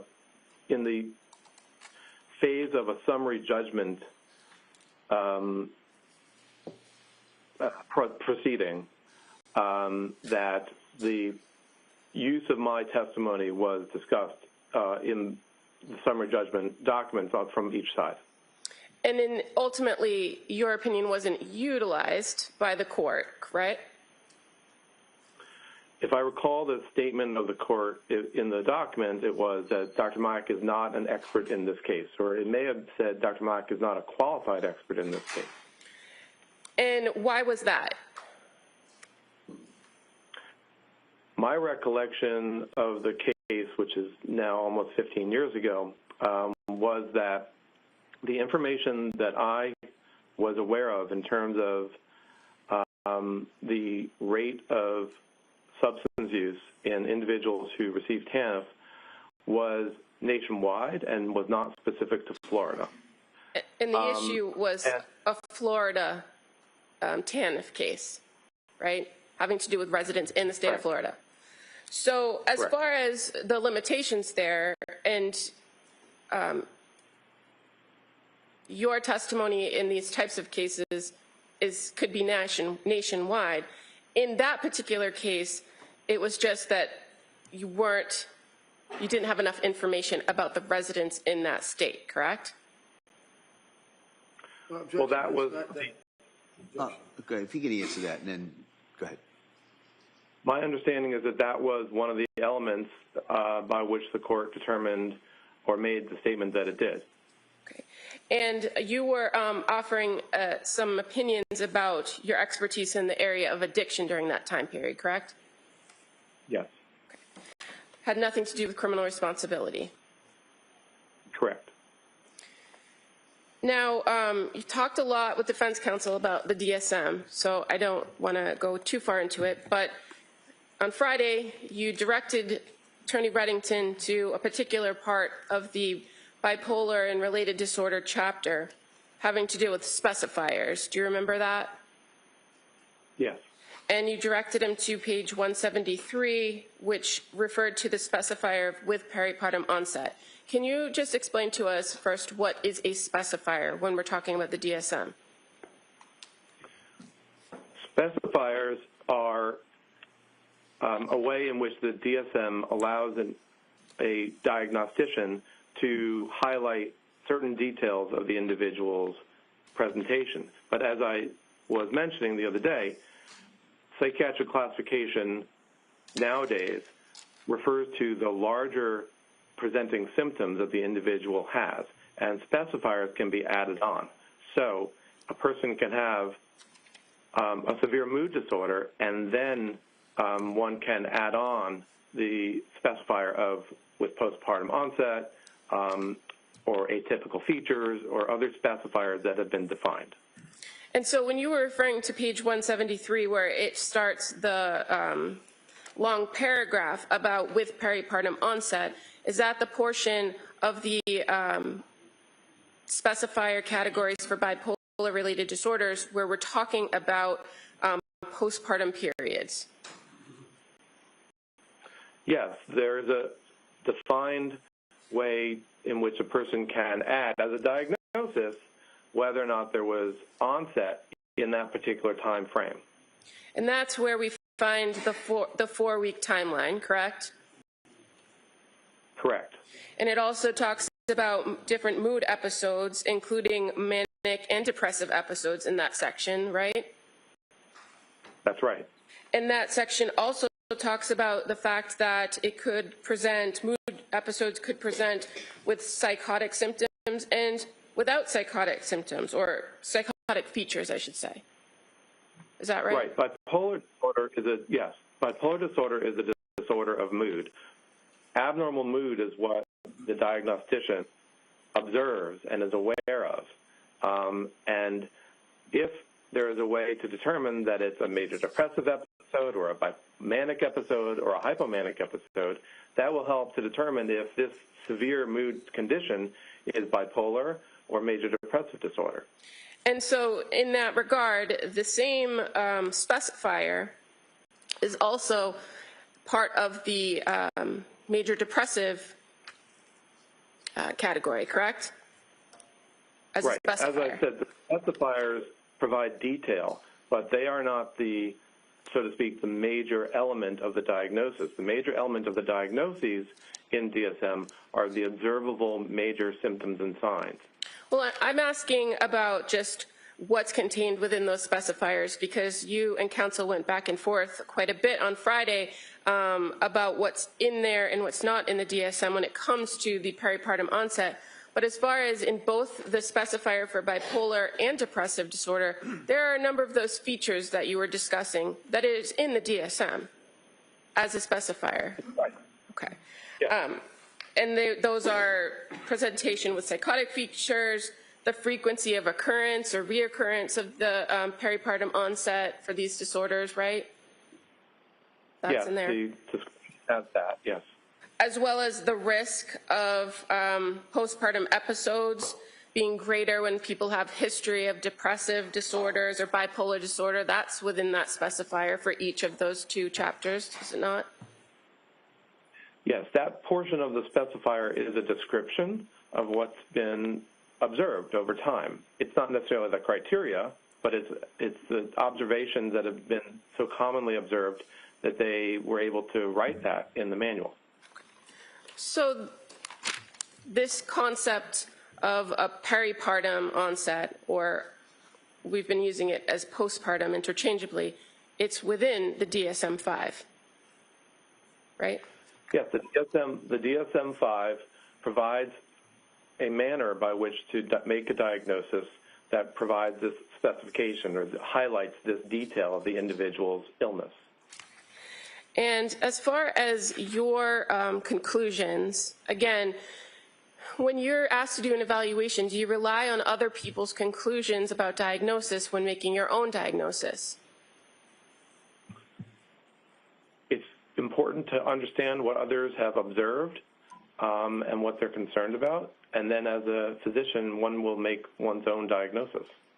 And so in this case, you came to the conclusion that the defendant presented with a major depressive episode, right? Correct. And you relied on diagnostic criteria in the major depressive disorder category. Is that fair to say? Yes, that was the diagnostic criteria that I used to support that diagnosis. And counsel went through with you today a number of different, I think he called them symptoms of postpartum depression. But as far as major depressive disorder, what are the 9 general symptoms that you see, or you can find 5 or more of, to find that somebody suffers from a major depressive disorder? So a major depressive episode is defined, and this is parallel to the description I was giving earlier of a manic episode. They're both problems of mood. They're both discrete periods of mood problems. So a major depressive episode would be a 2-week discrete change in a person's mood, and you have to have at least 5 of 9 different symptoms or signs, and it has to be persistent, and it has to be most of the days. So the 9 include starting out with anhedonia, meaning lack of feeling pleasure. Secondly, actually feeling depressed mood. It can be feelings of guilt or worthlessness. And then it also may include problems with thinking about death or suicidality. Furthermore, problems with sleep, eating, what we call energy, psychomotor activity, either psychomotor slowing or agitation. And then all these, you have to have 5 out of these 9 Right. In order to meet the major depressive episode. And I think maybe you might have missed one, diminished ability to think or concentrate. Is that one? Concentration. Concentration. So a lot of the symptoms that counsel read to you are symptoms that are in the category of a major depressive disorder. Is that correct? yes, this is the method of making the diagnosis of a major depressive episode. So when you were asked on cross-examination about postpartum depression, and you kept answering that you found her to have a depressive disorder, are those the symptoms that you were speaking of when you were saying you found a major depressive disorder? Can I object? No overruled. But bleeding? Correct. No overruled. I'll allow it. I have nothing further. Okay. Thank you. Anything further? Just briefly, sir, are you suggesting that my office had any control over when you were able to go visit Lindsay in the hospital? Objection. No overruled. I don't know if your office was involved, but I imagine, so I don't know. You don't know. Okay. I imagine your office was aware, Thank you. but I don't know that you had control. Doctor, I think you've answered the question. All right. Next. Anything further? Thank you, Judge. Anything further, Como? All right. Thank you, Doctor. Thank you very much. Thank you. All right. All right. So, members of the jury, we're going to take the morning break at this point, and we're going to come back and continue with the Commonwealth's rebuttal case. We'll have a witness that'll go on the stand after we get back. All right. So we'll take the break at this time. Thank you. Court, all rise. Jurors, kindly close the notebook. Place them on the chairs, please. This way.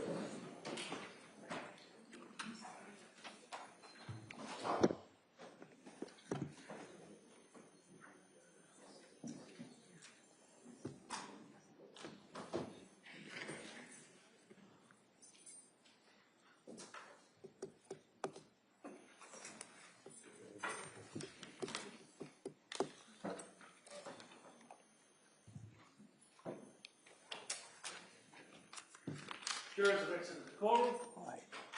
Anything we need to discuss before the break, Como?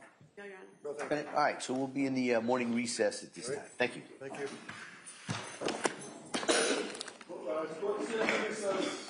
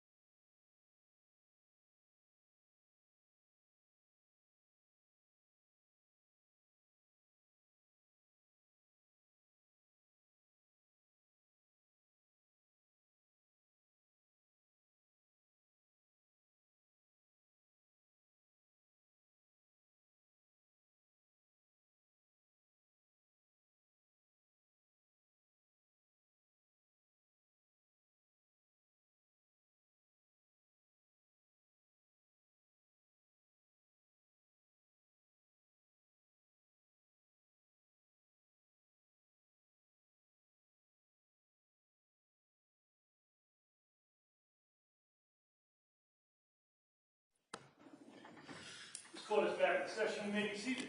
Your Honor, for the purpose of the record, we return back to the trial of Commonwealth versus Lindsay Clancy. All parties are present, excluding the jury. All right. Attorney Sprague, we ready for the jury? Yes, Your Honor. All right.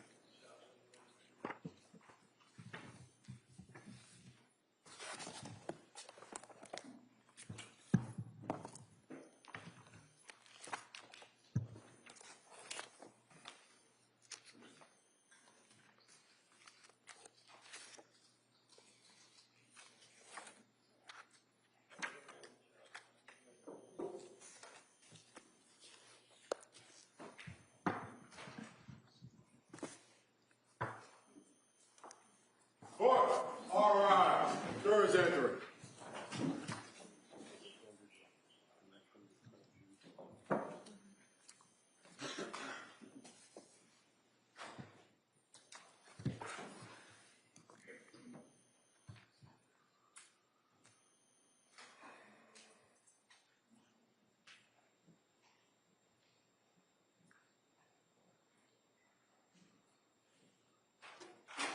This court's now in session. Please be seated. Your Honor, for the purpose of the record, we return back to the trial of Commonwealth versus Lindsay Clancy. All parties are present, including the defendant and including the 18 jurors. All right. Thank you, Madam Clerk. Attorney Sprague, you call your next witness? Thank you, Your Honor. The Commonwealth calls Dr. Kirk Halbern.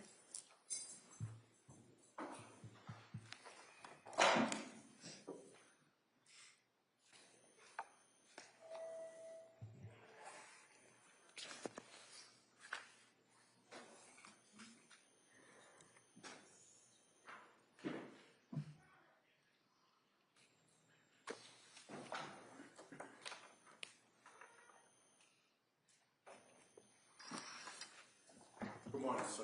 Good morning. You start right here. Raise your right hand for the clerk, please. Good morning. Do you solemnly swear that the testimony in the evidence you shall give to the court and the jury in the matter now pending between the Commonwealth and the defendant is the truth, the whole truth, and nothing but the truth? So help you God. I do. Thank you, sir. You can have a seat. Watch your step, please. All right. Good morning, Doctor. Good morning, sir. All right. I'm going to ask you to keep your voice up so the jury can hear you. And with that, Attorney Sprague. Thank you, Your Honor. Good afternoon. Can you please state and spell your name for the record? Yes, my name is Kirk Heilbrun. That's spelled K-I-R-K, and then H-E-I-L-B-R-U-N. What is your occupation? I'm a psychologist. I am in the Department of Psychology at Drexel University in Philadelphia. And as part of that, I run two clinics. One is a clinic where I conduct psychological evaluations for, thanks, sir, for courts and attorneys, and the other is what we call the Reentry Project, where we provide assessment and treatment services to individuals who are either returning from federal prison or under the jurisdiction of a federal mental health court or have been exonerated following a false conviction. And do you specialize in certain areas of psychology? Yes, I do. I'm a forensic psychologist, and that means that I take the application of clinical psychology and I apply it to legal proceedings in criminal and civil matters. Can you describe your training in clinical psychology? Yes, I can. I received a doctoral degree from the University of Texas at Austin in 1980, and as part of that, I received training in various sorts of assessment and treatment and therapy and research and things like that. And then also as part of that, I was involved in a full-time internship between 1979 and 1980 at the University of Texas Health Science Center at San Antonio. And did you receive specialized postgraduate training in forensic psychology? I did. I received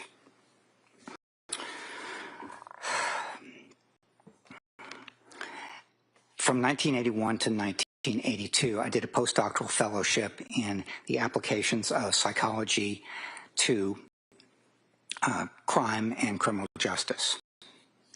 And what did that involve? That involved full-time exposure to clinical work in correctional and forensic populations, and also a thorough exposure to the clinical and research literature on assessment and interventions with these individuals. And are you licensed to practice psychology? I am licensed in the state of Pennsylvania, and I'm also part of something called PsyPact, which allows people licensed in one state to practice on a temporary basis in another state. And are you board certified in clinical psychology? I'm board certified with the American Board of Professional Psychology, which is the oldest and most rigorous kind of board certification agency organization in the country. And are you board certified in forensic psychology? Yes, I'm also board certified in forensic psychology with the American Board of Professional Psychology. And do you have experience in the treatment of individuals found either incompetent to stand trial or not guilty due to lack of criminal responsibility?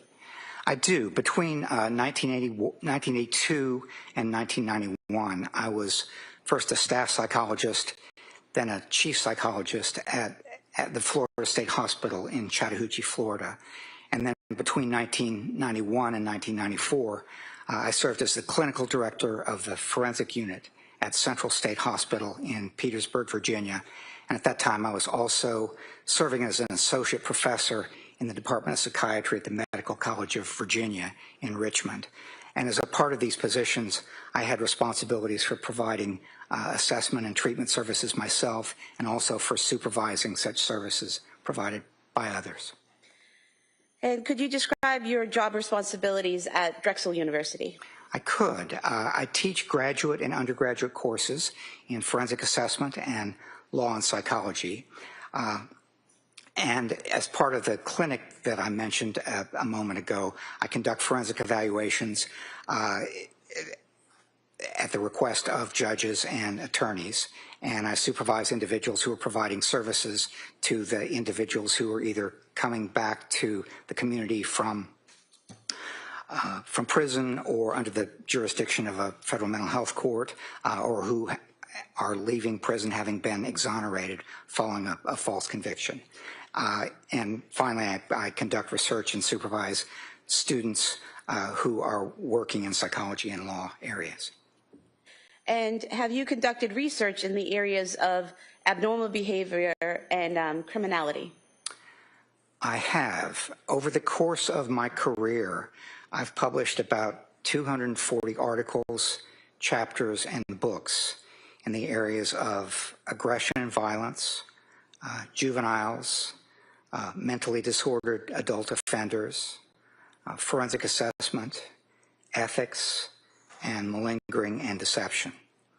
And two of those interests that are particularly applicable to the present case are risk assessment, which helps us understand the influences contributing to violent behavior, and also forensic mental health assessment, where we consider the important principles and steps that are connected with psychological and psychiatric evaluations in legal contexts such as criminal or civil proceedings.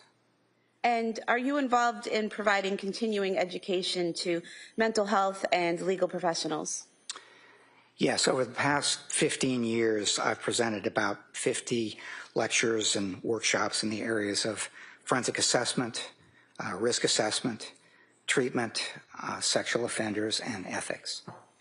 And Doctor, in your experience in doing forensic evaluations and in teaching people how to do forensic evaluations, would you call someone you're doing a forensic evaluation on your patient? No, I would call them perhaps someone who's being evaluated or an evaluee or something like that. They're not a patient because the role of therapist in treating a patient is different from the role of a psychologist or psychiatrist in conducting a forensic mental health assessment. They're different in a number of different ways, but basically what we try to do as a forensic evaluator is we try our best to conduct a thorough evaluation in which we are out there and trying our best to be accurate and just come up with something that is as true and accurate as we can possibly make it in terms of evaluating the questions that were asked. When we're working as a therapist, basically we're working to help somebody improve in their in various kinds of difficulties that they're having in life, symptoms, problems, and that sort of thing. And the two can conflict sometimes because as a therapist, I just want to do my best to help somebody. As a forensic evaluator, I want to do my best to be as accurate and open and thorough as possible, even if it doesn't necessarily help someone. And seeing as you've treated patients and you've conducted forensic evaluations, would you conduct a forensic evaluation on one of your patients if requested?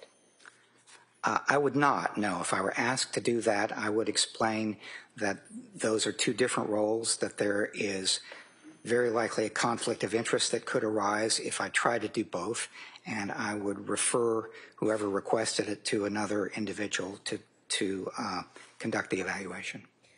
And have you testified in cases as a witness on issues like competence to stand trial, criminal responsibility at the time of an offense, civil commitment, and other areas? I have. Over the course of my career, I've testified about 330 times with adults and juveniles. The issues have included things like transfer and sentencing, competence to stand trial, mental state at the time of the offense, civil commitment, and personal injury. I've testified on behalf of both the defense and the prosecution, and I've been qualified as an expert in juvenile criminal and civil litigation in both state and federal court. And I estimate that over the course of my career, I have conducted about 75% of the time I've conducted an evaluation and testified on behalf of the defense. And the remaining 25% have been conducted and testified on behalf of the prosecution or by order of the court. And have there been times in that 25% of your casework that you've been retained by the prosecution, say for a criminal responsibility evaluation, where you find that the defendant is not criminally responsible and you have to tell the prosecutor that? Yes, that happens with the prosecutor, and it also happens with the defense.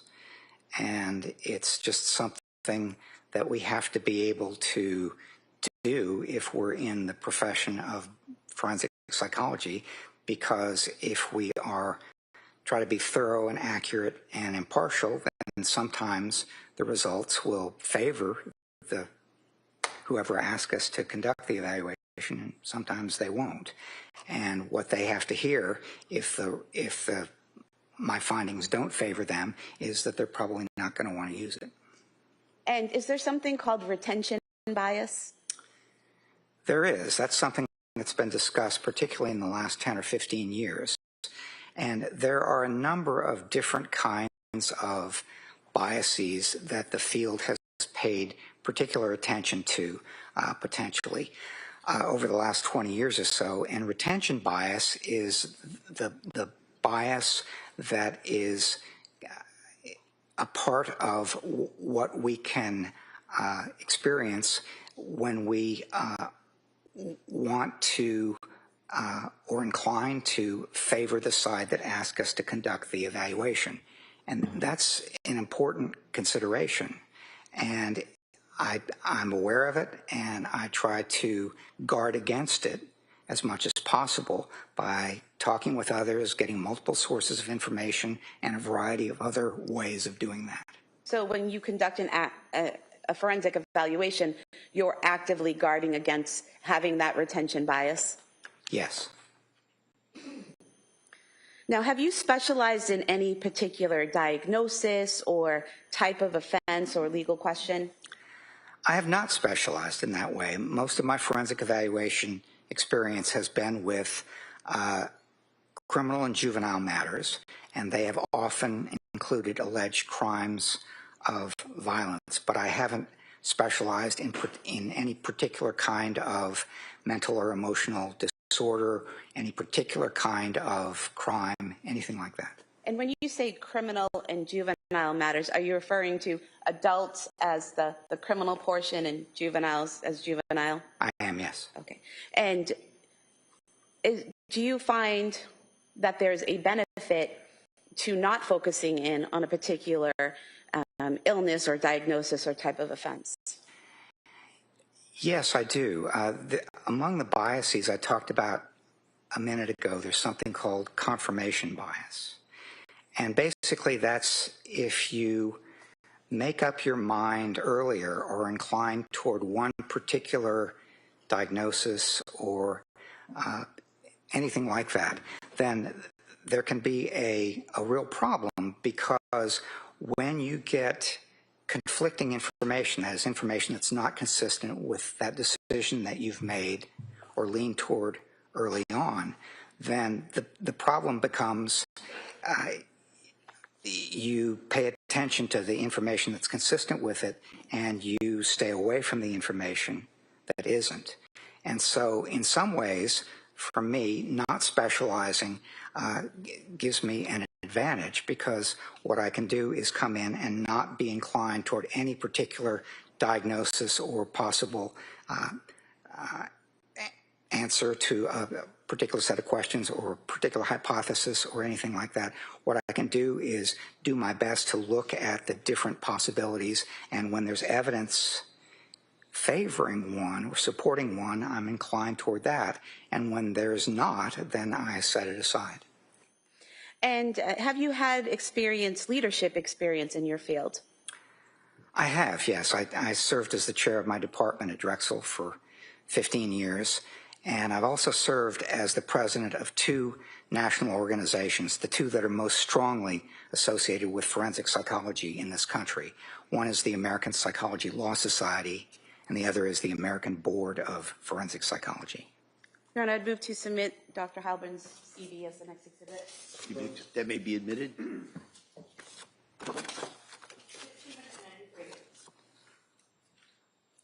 Doctor, were you asked to conduct a forensic evaluation of Lindsay Clancy? I was, yes. And what did that entail, that forensic evaluation?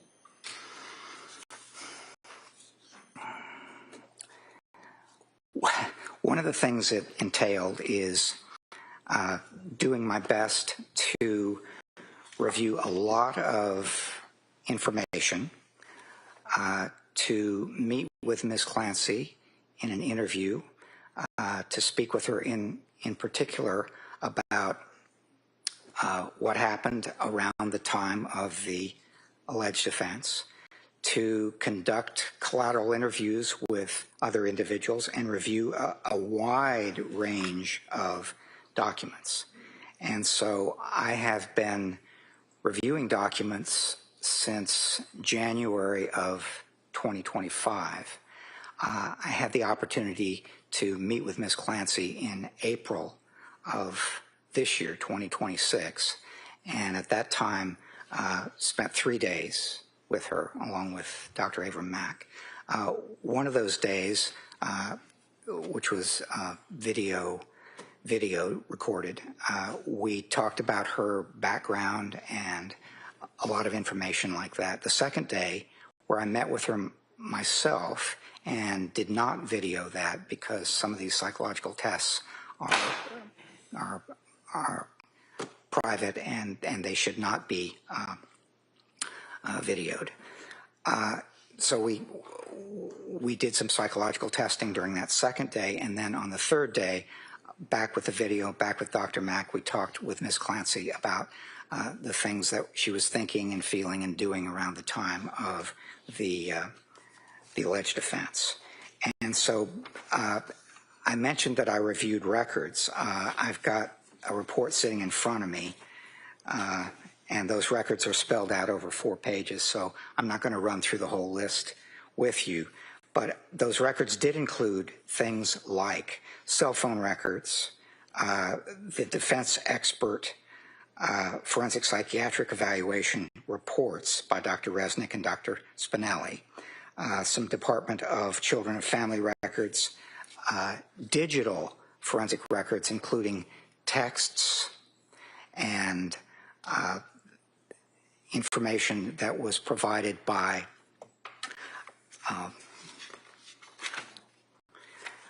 the watch that she wore, the Apple Watch, and the phone, variety of medical records, police investigative records, police interviews with many people, and grand jury proceedings, as well as surveillance footage of the Clancy family going to various places, Museum of Science visit, Cape Cod, CVs, that sort of thing. And in total, all the time that you took to review these documents, look at the evidence, interview and test Ms. Clancy, approximately how much time have you spent on this case? About 180 hours prior to coming to Plymouth. So most of that was spent in reviewing records. About 10 and a half hours was spent in meeting with Ms. Clancy and doing the testing. And then another hour and a half was spent in collateral interviews. And who did you interview in collateral interviews? I interviewed her former husband, Patrick Clancy, and his mother, Ms. Clancy's mother-in-law, Sue Clancy. And did you also request to interview Ms. Clancy's mother and sister? Not her mother. I did request to interview her sister, and I think she decided against that. Now, you mentioned that when you interviewed Ms. Clancy on the first and third days, you were with Dr. Mack, correct? Correct. Why is it that you two were interviewing Ms. Clancy together on those days? Well, that's something that I do sometimes, conduct a joint interview. That's done in training contexts, for example, a fair amount. And in this case, many of the questions that we were going to ask her, a large number of the questions that we were going to ask her about her background and her history were going to be similar. So we were able to conduct those, ask those questions in a way and save some time, keep her from having to go through and ask and answer them twice. Then the third day, again, many of the questions that we were going to ask had to do with her thinking, feeling, and behavior leading up to the time of January 24th. And basically, it involves kind of a step-by-step process, going very slowly, getting a lot of detail. And we expected that many of those questions, sort of step-by-step detail, were going to be things that we would be able to work on, or they were going to be things that we could ask twice, or we could ask once and see it on the video. And in terms of your interviewing Ms. Clancy together, after that was done, did the two of you come up with a joint opinion on a diagnosis? We did not, no. Although we were interviewing her together on 2 days, we took that information and we each independently came up with our own report, our own review of that information, our own analysis of what it meant, and so on. So, no, we wrote separate reports. We actually did not agree on the diagnosis.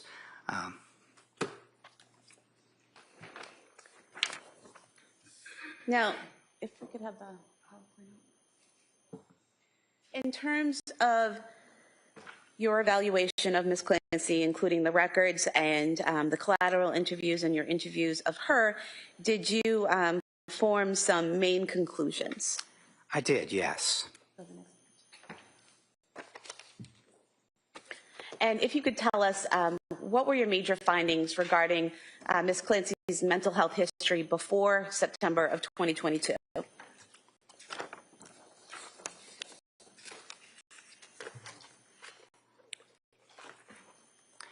She had a fairly limited mental health history before September 2022.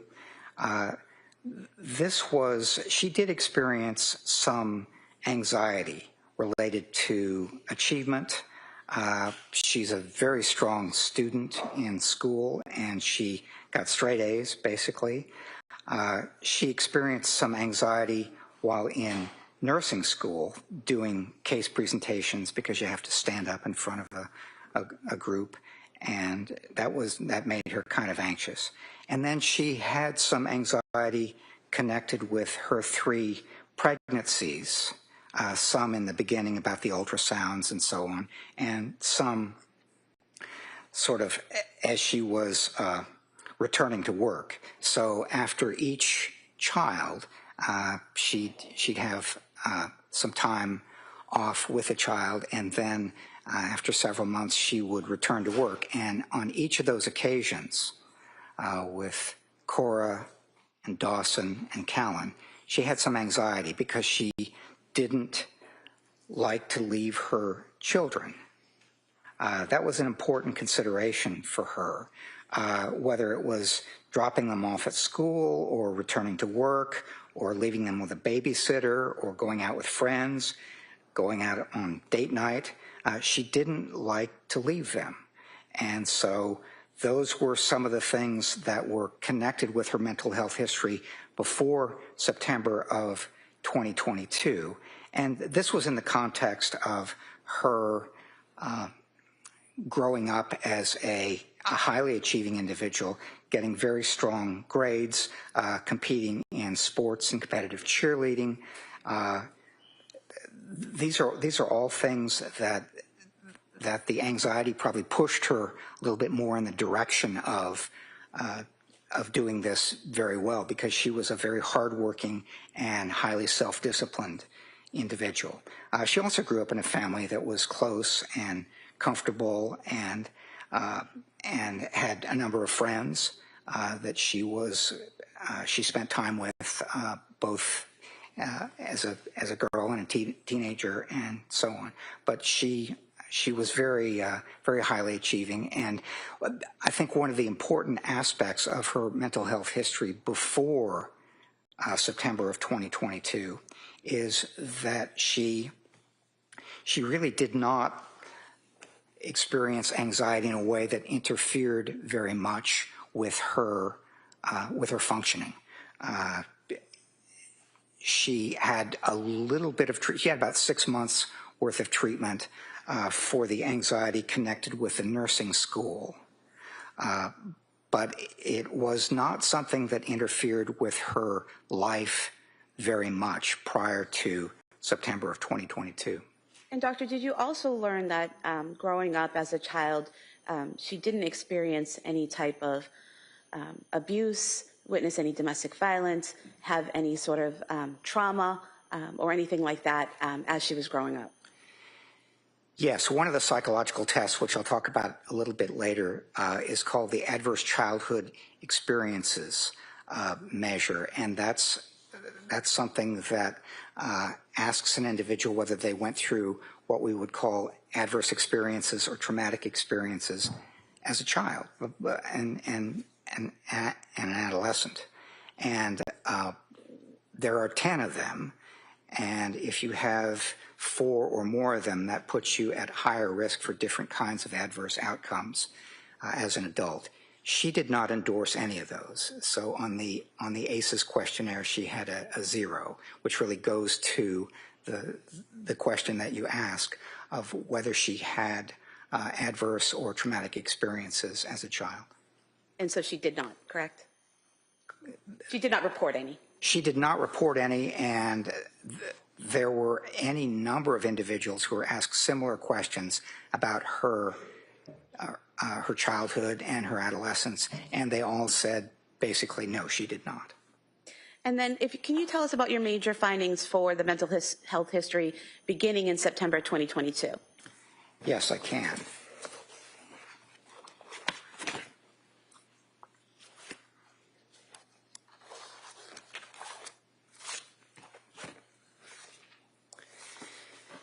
So it was about 12 weeks after her son Callan was born, and she was feeling very anxious and sometimes depressed about having to leave him when he went back to work.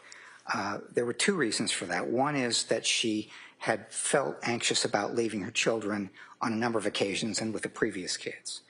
But the second reason was she was breastfeeding and Callan was not taking the bottle. And so she was worried if she went back to work. She worked as a labor and delivery nurse on the night shifts. And she was worried that if she left Callan home and he woke up in the night and wouldn't take the bottle, there would be a problem. And so that was what got her particularly anxious. And what happened was she searched for a psychiatrist, found one, Dr. Jennifer Tufts, in September, and went to Dr. Tufts and got a prescription for Zoloft she wanted to reduce her anxiety somewhat. And she didn't begin taking it immediately. She was a little bit worried about the impact that it might have on the breast milk. But sometime in October, she began taking the Zoloft. And things started getting very difficult at that point. And doctor, did you learn how things became difficult from the records in your interview of her? I did, both of those. And from, I guess you could say the records, because a number of people have talked about that, including her husband, Patrick. And I also got some of that information from him as well during the collateral interview. And what did you learn?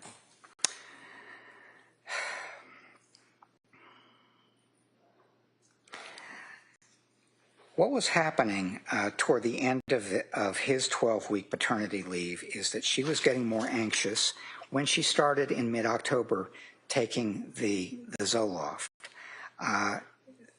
She immediately began to have some difficulty. The anxiety did not get better. In fact, it got worse. There were some symptoms of depression. She immediately started having some really difficult insomnia and felt a lot of stress and so on. And so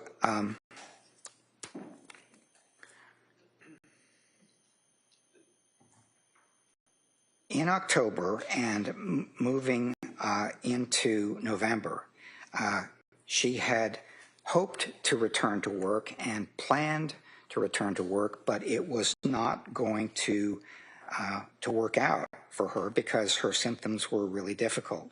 So in the middle of November, she texted her mother-in-law, Sue Clancy, who was at work, also a nurse, and she was in the emergency room at South Shore Hospital. She felt unwell. She was having problems sleeping. She had a racing heart. She had lost some of her appetite. Continuing into November, she was struggling with anxiety, severe insomnia, palpitations. She was just having a lot of difficulty with the thought of leaving the baby, racing thoughts, feeling overwhelmed, and things like that. So moving further into November, into late November, she was just having real difficulty with sleep disruption, and she had concerns all along, starting in mid-October, about the impact of the medications. It was her thought that the medications were giving her some of these adverse reactions because it was really difficult for her to look at this and say, I wanted to get some improvement in the anxiety, and I did not. Instead, it got worse. And so late in November, she was still having a lot of trouble sleeping. She thought that she was close to what she called the end of her rope. She was feeling off and disconnected and sort of like a zombie, and she began to report panic symptoms, concerns about being addicted or dependent on the benzodiazepines. some kind of disoriented and forgetful and disconnected from her body. So she was having a lot of difficulty with what she thought were the medication that was resulting in this kind of impact. And then into December, it was not getting better. And sir, if I could just interrupt you. Yes. On your PowerPoint here, are we still on number 3 here, or have we moved on? I don't know as he finished his answer. Why don't you come in focus? Are we still on number 3, or have we moved on? We're still on number 2, okay. But I'm also slipping in a little bit of number 3 as I answer number 2. Okay. And if you could please continue describing what was happening in December of 2022. Yes. Around this time, late November, early December, she began to experience what she called horrible, intrusive thoughts. And those thoughts were about harming herself, potentially. And as she continued to experience these kinds of thoughts later into December and January, they would occasionally be about harming the children. But for the most part, particularly early on, these were thoughts about possible suicide and harming herself. And the way she described it is these thoughts would just pop into my head, and they included things like, your brain is damaged, you need to kill yourself. Now, the way she described these is they were not auditory hallucinations. Instead, they were her own thoughts. They were intrusive and unwelcome, but they were not auditory hallucinations. And that's important because if she had been hearing a voice like you're hearing my voice right now, it comes from outside of your head. And that's a different kind of a symptom than having thoughts, even unwelcome and intrusive thoughts that are in your head. If it's coming from outside, that is very likely a psychotic symptom. And if it's a psychotic symptom, then that has different implications for what's wrong with you, as opposed to something that is unwelcome and intrusive, but inside your own head. And doctor, the way she described these thoughts that she was having in December about harming herself, in the medical records and in her conversations with you, she described those as unwelcome but internal thoughts, correct? Yes, that's right. It was important because of what I just said that I asked her the question, when you were experiencing these thoughts, were they like your own thoughts or were they like auditory hallucinations? And she said they were like my own thoughts. And she made it clear that they were unwelcome and intrusive, but they were like my own thoughts. And she didn't get to talking about experiencing auditory hallucinations, as I will talk about a little bit later, until January 24th. And so she continued to have real difficulty with various kinds of problems. She had lost about 15 pounds, not intending to. She was having tremors and sweating and GI symptoms and sadness, severe depression, that sort of thing, as she described it. Feeling numb and zombie-like were her words, again in December. And then by middle December, it was getting very difficult for her as she talked about it. Her sleep was getting a little bit better, but she was continuing to have significant symptoms of depression, things like hopelessness and the loss of capacity for pleasure and things like that. She described her experience on December 15th of 2022 as one of her worst days. She went to, her husband took her to Mass General that day, and she did not stay very long, but it was one of those things that was really difficult. The symptoms were, as she saw it, pretty bad. And then on December 20th, she went to a hospital called Women and Infants in Rhode Island, and they had a day program for postpartum individuals, having difficulties.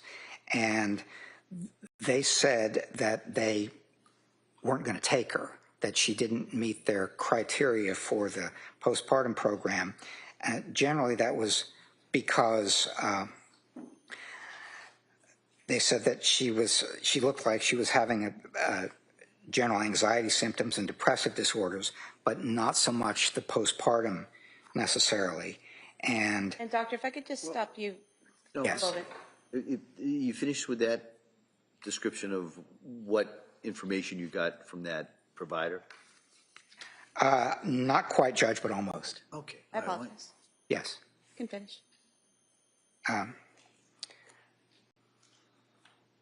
So she was not going to remain in women and infants, and the next step that she took was hospitalization at McLean. And so if I could ask you a follow-up question now before we go on to McLean about women and infants. Were you able to review the women and infants records? I was, yes. And looking at the women and infants records, on page 9 I have here, it states that patient was offered several options for her, including inpatient treatment for medication management, a partial hospital program focused on general mental health, or continued outpatient management. Patient plans to follow up with her outpatient provider for guidance. So even though they said she didn't necessarily fit into their postpartum program, they did offer her 3 other programs, correct? They did, yes. And her response, Ms. Clancy's response, was that she was going to discuss that with her provider for guidance, correct? Yes. And in reviewing the records of Dr. Tufts and Rebecca Gelada, did you ever see any mention of the defendant actually following through with that and discussing with them those 3 options that were offered by women and infants? No, what I saw is that they were back to being treated according to the plan and the medication and so on. But she was back to being treated, discussing with Dr. Tufts what the best implications were for treatment. Okay. And then you were about to talk about what happened at McLean. So if you could please tell us what you learned about McLean and how that was impactful to your analysis or your evaluation. Yes. She was admitted to McLean on January 1st of 2023. And what got her there was suicidal thinking. That was very difficult for her. That was a very difficult time to experience that sort of thing. And so she went into McLean on January 1st, and their admission documentation listed postpartum depression and major depressive disorder, which they described as recurrent and mild. While she was in McLean, what she reported as her primary concern was insomnia. And she said that while she was hospitalized, it actually made her more anxious than being at home. And when she was asked about the suicidal impulses and thoughts, she said that she would not commit suicide because of her children and her mother. So she had they asked about reasons for living, among other things, and those were some of the ones that she cited. Doctor, would that be called a protective factor? Yes, sometimes it's called a protective factor. And that's something that protects you or prevents you from committing suicide? Yes, would keep you from doing something like that. And then what were your further findings? So she stayed at McLean for 5 days. And she was documented as not having safety concerns and at minimal risk for returning to the community by January 3rd. She described her mood there as numb, but she denied things like delusions or hallucinations or suicidal thoughts that were continuing or homicidal thinking. And at the time she was discharged on the 5th of January, she was described as cooperative and pleasant with no psychosis, no suicidal or homicidal thinking. And she said, when I was asking her about it, that when she left McLean, she had what she described as a small shred of hope after discharge, because she was off of medication, Seroquel, which she thought was causing her a lot of trouble. But the intrusive suicidal thoughts returned, she said, within a week or so following her discharge from McLean. And would we be moving on now to number 3 on your PowerPoint? Yes, we are. Symptoms following the beginning of medication. So what were your major findings in that area? Well, I have, I think I've combined 2 and 3 as I've talked about this, because one of the things about this is after she started taking the medication in October, the Zoloft, she had, the anxiety didn't get better. She had great difficulty with insomnia. And she said she was numb. She felt like a zombie. It wasn't something that she was able to see any improvement in. In fact, she thought it was getting a lot worse. And so basically, what she thought is that the symptoms that she was experiencing following taking the medication that was prescribed beginning in October, she said the symptoms were getting worse, particularly a new symptom, which was insomnia. We can move on to the next slide. Doctor, and does that bring us to number 4 on your PowerPoint, the adverse response to medications, including bad insomnia? Yes, and I won't take nearly as long in talking about that, because one of the things that she thought was happening when she began taking that medication in October is that the medication itself was far from making the anxiety better. It was making it worse and keeping her from sleeping, and it was, she thought, making it difficult for her to she thought that the medication was actually making it a real problem for her to sleep, to feel. She felt emotionally numb and that sort of thing. And so accompanying the bad insomnia with the apparent adverse responses, producing the insomnia and other things, was a real problem for her as she saw it.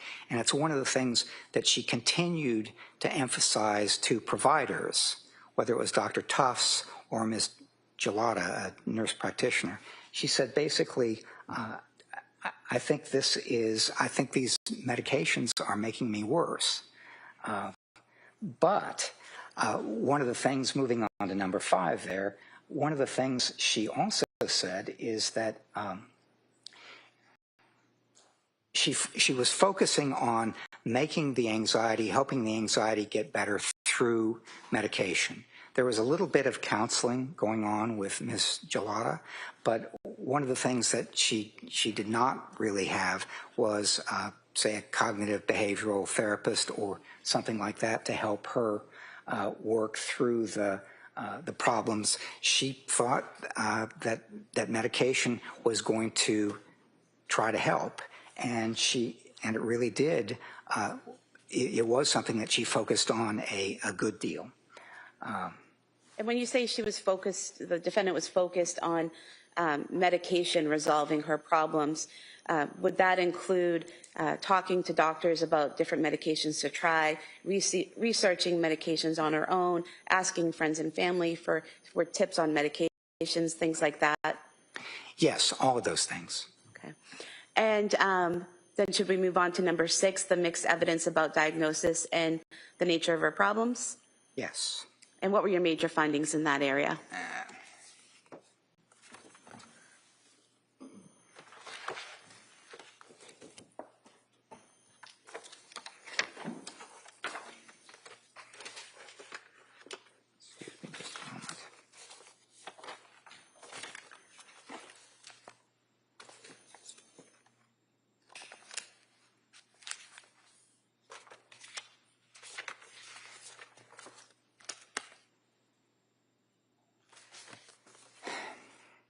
over the course of the time that she was going through these experiences between mid-October and late January, she'd had a lot of providers offer a lot of diagnoses, and there were a lot of complicating considerations.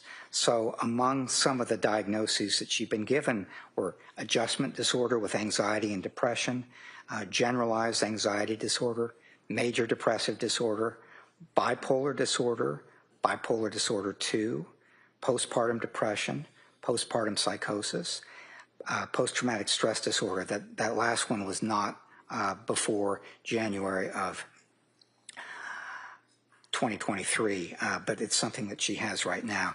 And in addition to those diagnoses, which sort of implies that she has a disorder and she has symptoms, there were complicating factors.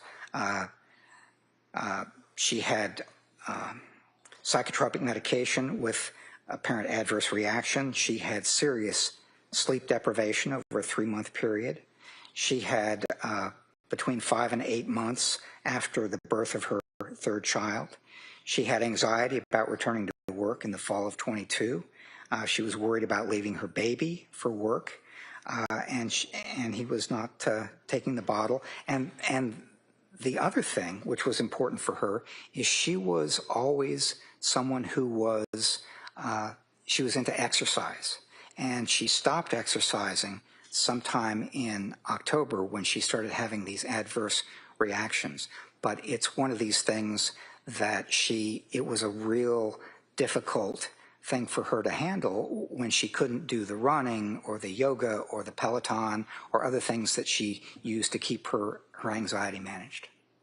Were you aware that she was able to return to exercising on several dates in December and in January, going to the Kingsbury Club where she was a member? Yes, she was trying that, yes. Yeah. And is that something that, as putting on your clinician hat for a moment, is that something that you would recommend to a patient that they, in this situation, that they try to do things like exercise to complement medication and therapy? Well, if it works, it does work for some people, and they use it effectively over the course of their lives, particularly if they have some anxiety that might not fully need treatment, but it's something that might interfere with your life a little bit. And what were your next observations? Well, if we could move on to the next slide, please. So here we have number 7, your diagnosis, bipolar 2 disorder. So was that your diagnosis of Ms. Clancy?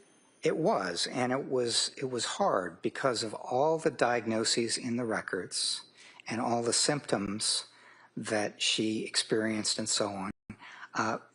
To make a diagnosis of bipolar disorder or bipolar 2 disorder, which is a kind of a less serious way of experiencing bipolar disorder, you have to have identifiable mood swings, and one is a period of depression, which she certainly had, but a period of depression, and that was something that made a big difference over a certain period of time in depressed symptoms and sadness and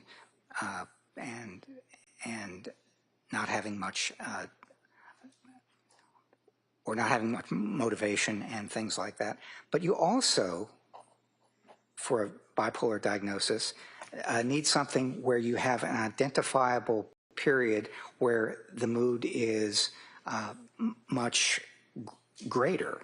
It's much, one of the things that I might say is that one feels during a manic period sort of high, jumpy, decreased need for sleep, racing thoughts, sort of flight of ideas, thinking really fast, excessive appetites for different kinds of things, not getting tired, feeling important and powerful, and things like that.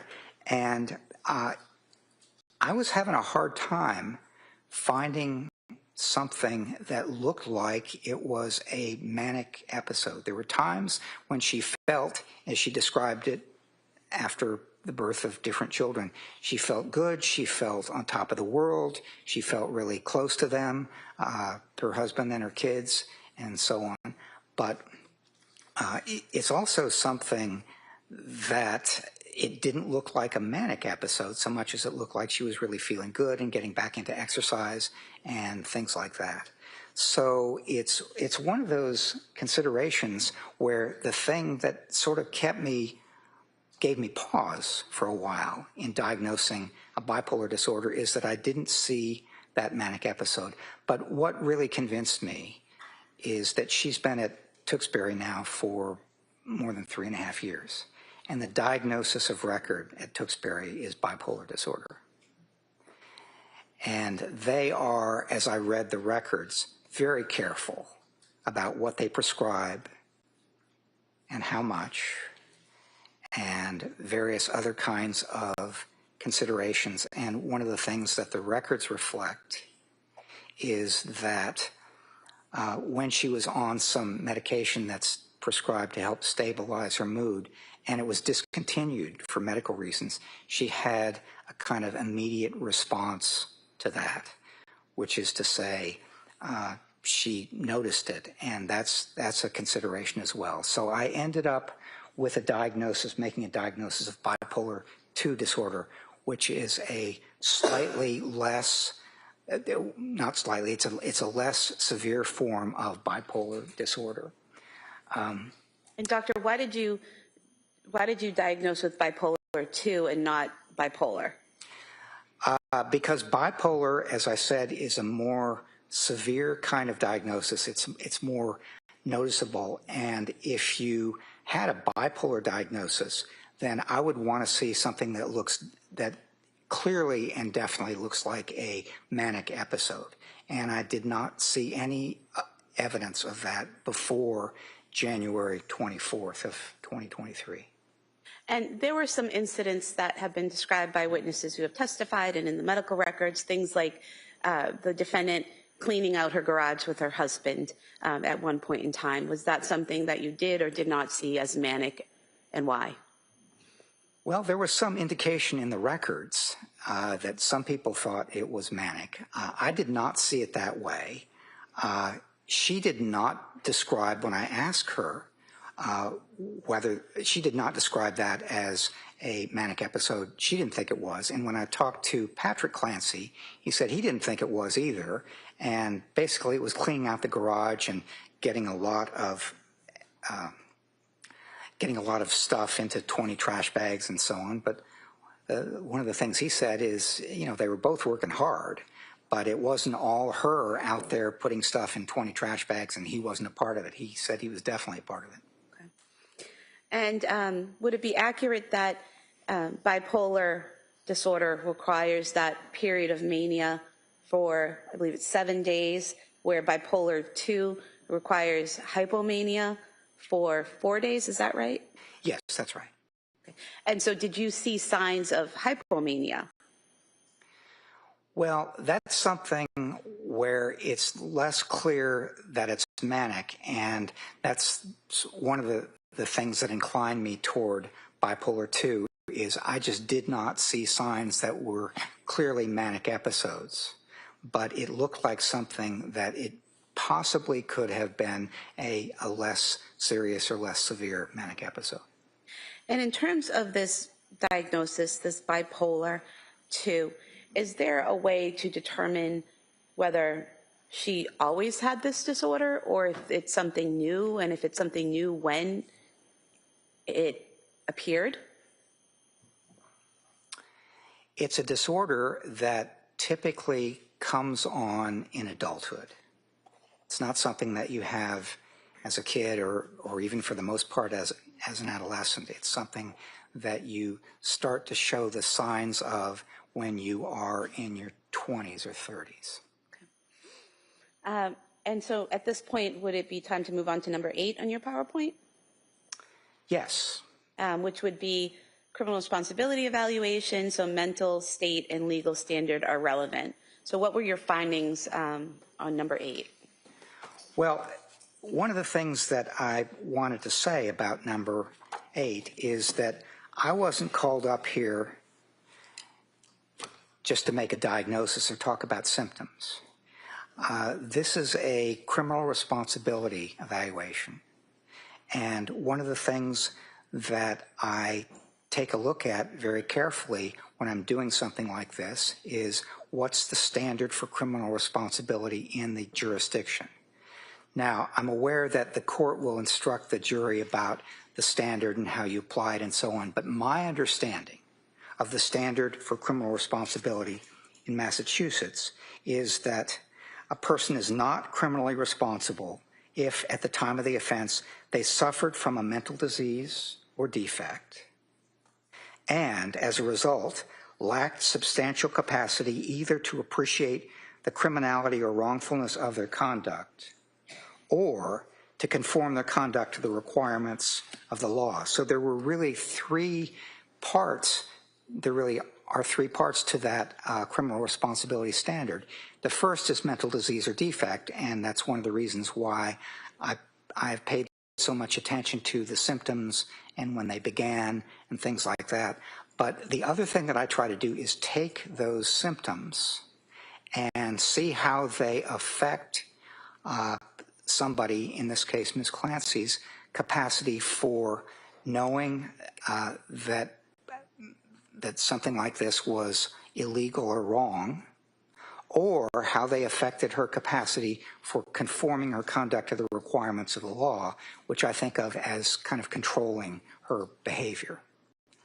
And to determine, is that something that those three elements are those things that you kept in mind throughout your evaluation of the records and your interview of the defendant and the psychological testing that you did? It is, yes, and it's something that I put on page 1 of my report because I always try to do that to try to make it as clear as I can that this is something I'm paying attention to throughout the entire evaluation. So that's your mindset when approaching the evaluation of Ms. Clancy? It is, yes. Okay. And so what types of psychological testing did you do with Ms. Clancy?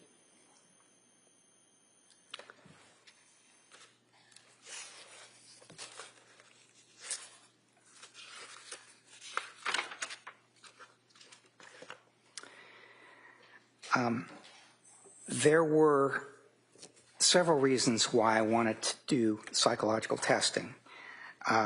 One is what we call response style. In a matter like this, somebody like Ms. Clancy during an interview could respond what we call reliably, which is within the limits of her memory, as accurately as she possibly can. But there are other response styles. One is that somebody could do what we call exaggeration or even fabrication. Sometimes that's called malingering, which is they distort or they take the kind of report that they do and they exaggerate or even fabricate the severity of what they are experiencing. And then the other kind of response style is to underreport, basically to say, I'm going to minimize or even deny things that I actually experience. So response style is always important in doing a forensic evaluation like this, and I paid attention to it.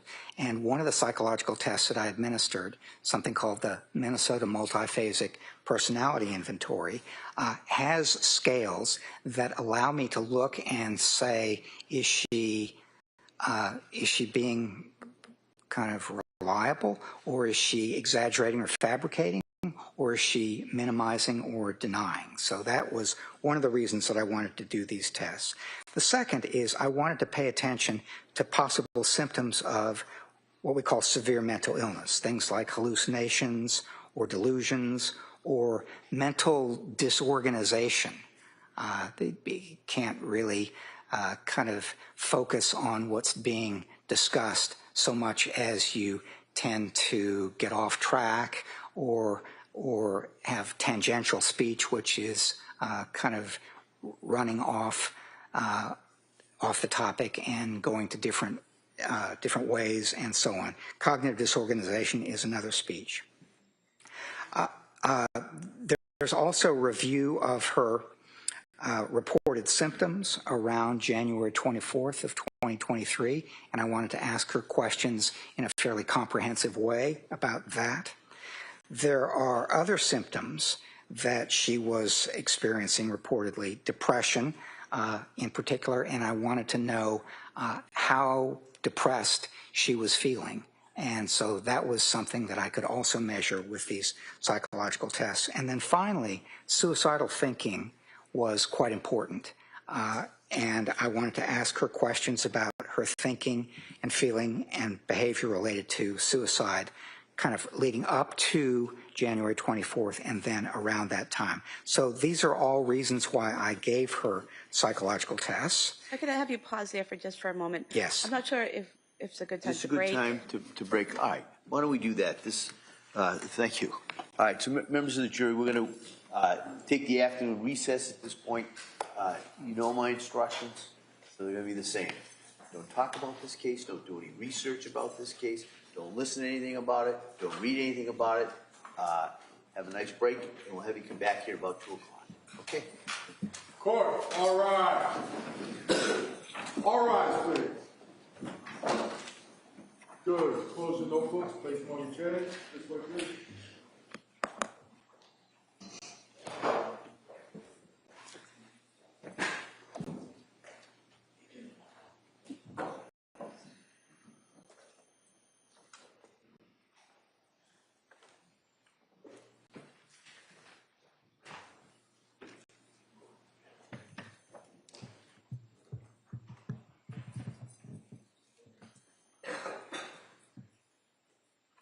All right, Doc, you may step down. All right. Anything we need to address before 2 o'clock? All right. So we'll be in recess till approximately 2 o'clock.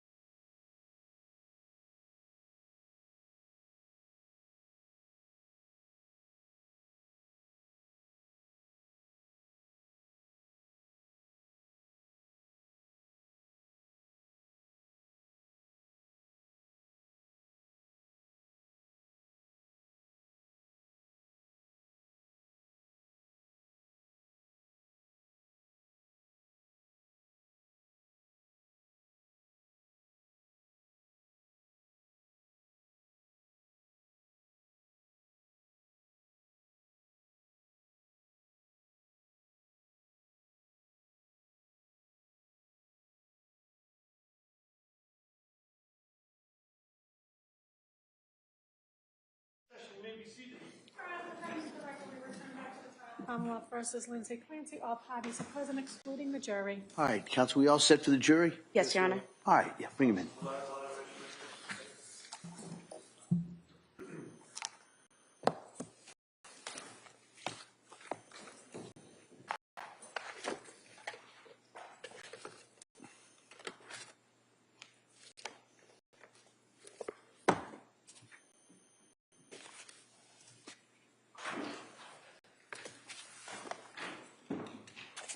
Court, all rise. Jurors entering.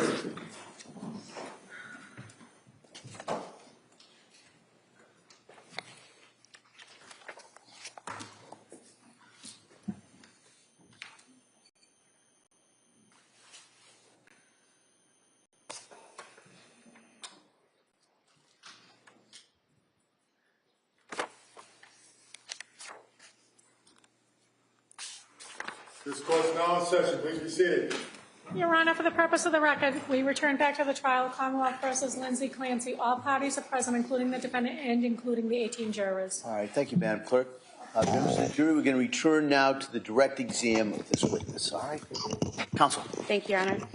Doctor, before we broke, you were describing the various psychological tests that you conducted on Ms. Clancy. Can you tell us the results of those tests? Yes, I can. On the MMPI, which I spoke about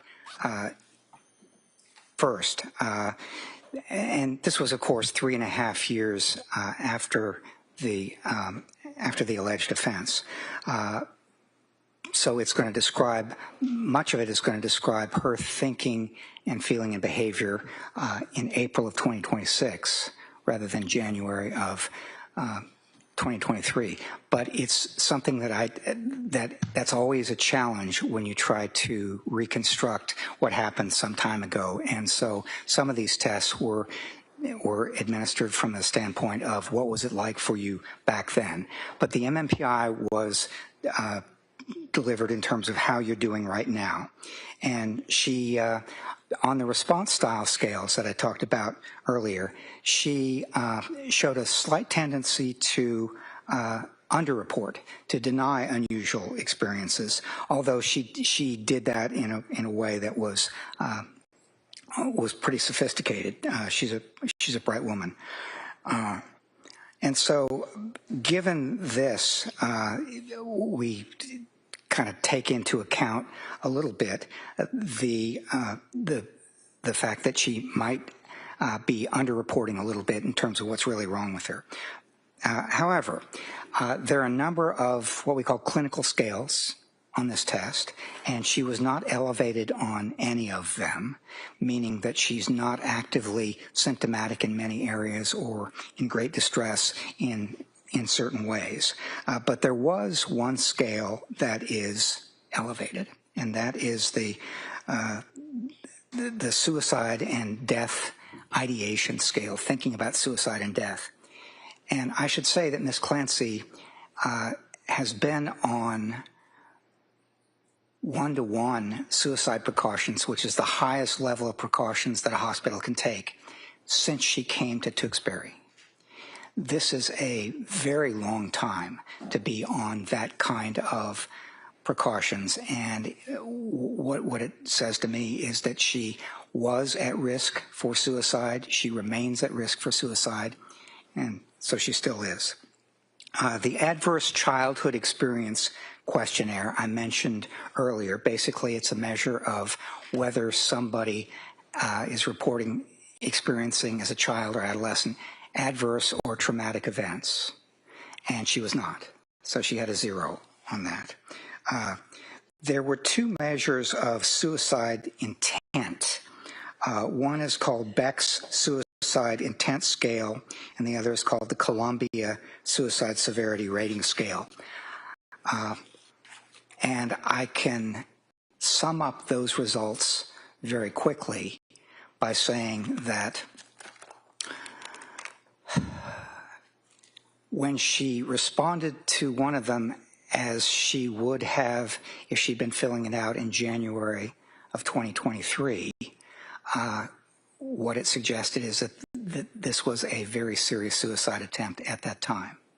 And when she responded to both of them as she feels right now, she also was indicating that she remains at high risk for suicide, and hence the one-to-one supervision for 3.5 years.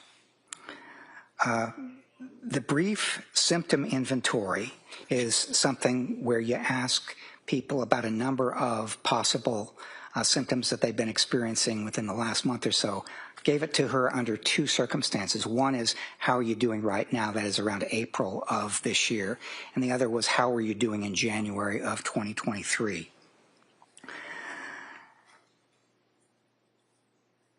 Her description of how she was doing in January of 2023 is that she endorsed feeling blue or still extremely depressed, feeling no interest in things, thoughts of death or dying, feeling hopeless about the future, feeling very self-conscious with others, and the idea that something is wrong with her mind. She thought depression, suspiciousness, memory problems, problems with attention and concentration,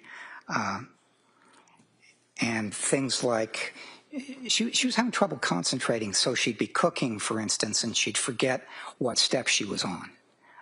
So most of these are consistent with symptoms of depression. And so I thought that they were good indications that she was endorsing feelings of depression, although she was improving somewhat from her December feelings.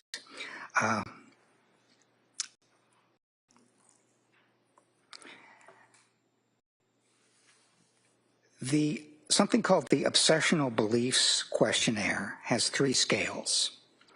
One scale is kind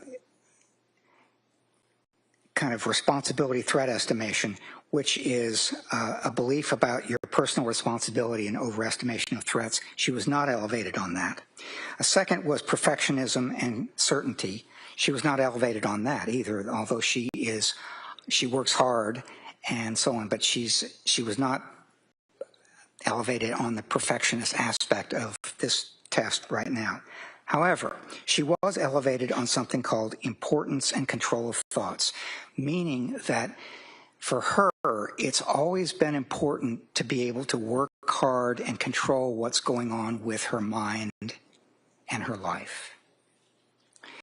And one of the things that I'm going to talk about in a few minutes that I think was making her depressed and hopeless and sad and so on is that she had been trying very hard since October to basically control the problems that she was having, and it wasn't working. It was not succeeding for her. Okay, and then there was something called the Mahoney-Slade hallucination scale. And so she endorsed the following things. Sometimes a passing thought will seem so real it frightens me. Sometimes I get distracted trying to concentrate on my work. That was something she endorsed back in 22 and 23. In the past, I've had the experience of hearing a person's voice and then found there was no one there. That was only on January 24th. I often hear a voice speaking my thoughts aloud, again, only on January 24th. I've been troubled by hearing voices in my head, again, only on January 24th.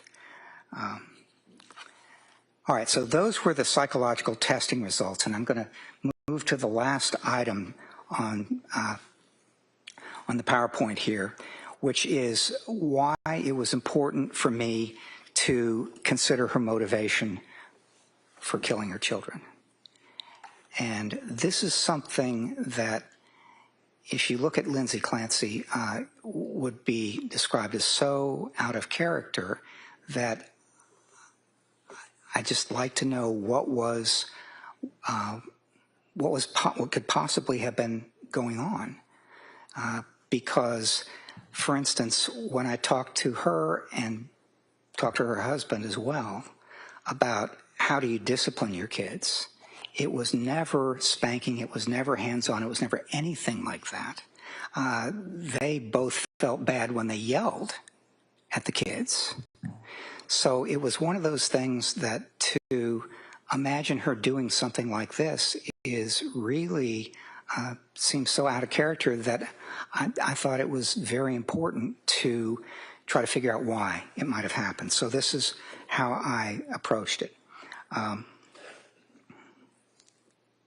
The other thing about the why question is it could well be something that is valuable to know when we're thinking about whether she understood that something was wrong, or when she was thinking about whether she could conform her conduct to the requirements of the law or control herself. The why question seemed important. So if I could have the next slide. Sure. And in evaluating the why, did you come up with 2 possible explanations? I did, yes, which is on this slide. And so can you explain that, please? I can, yes. There are a number of reasons in my experience why people harm one another, why people kill one another.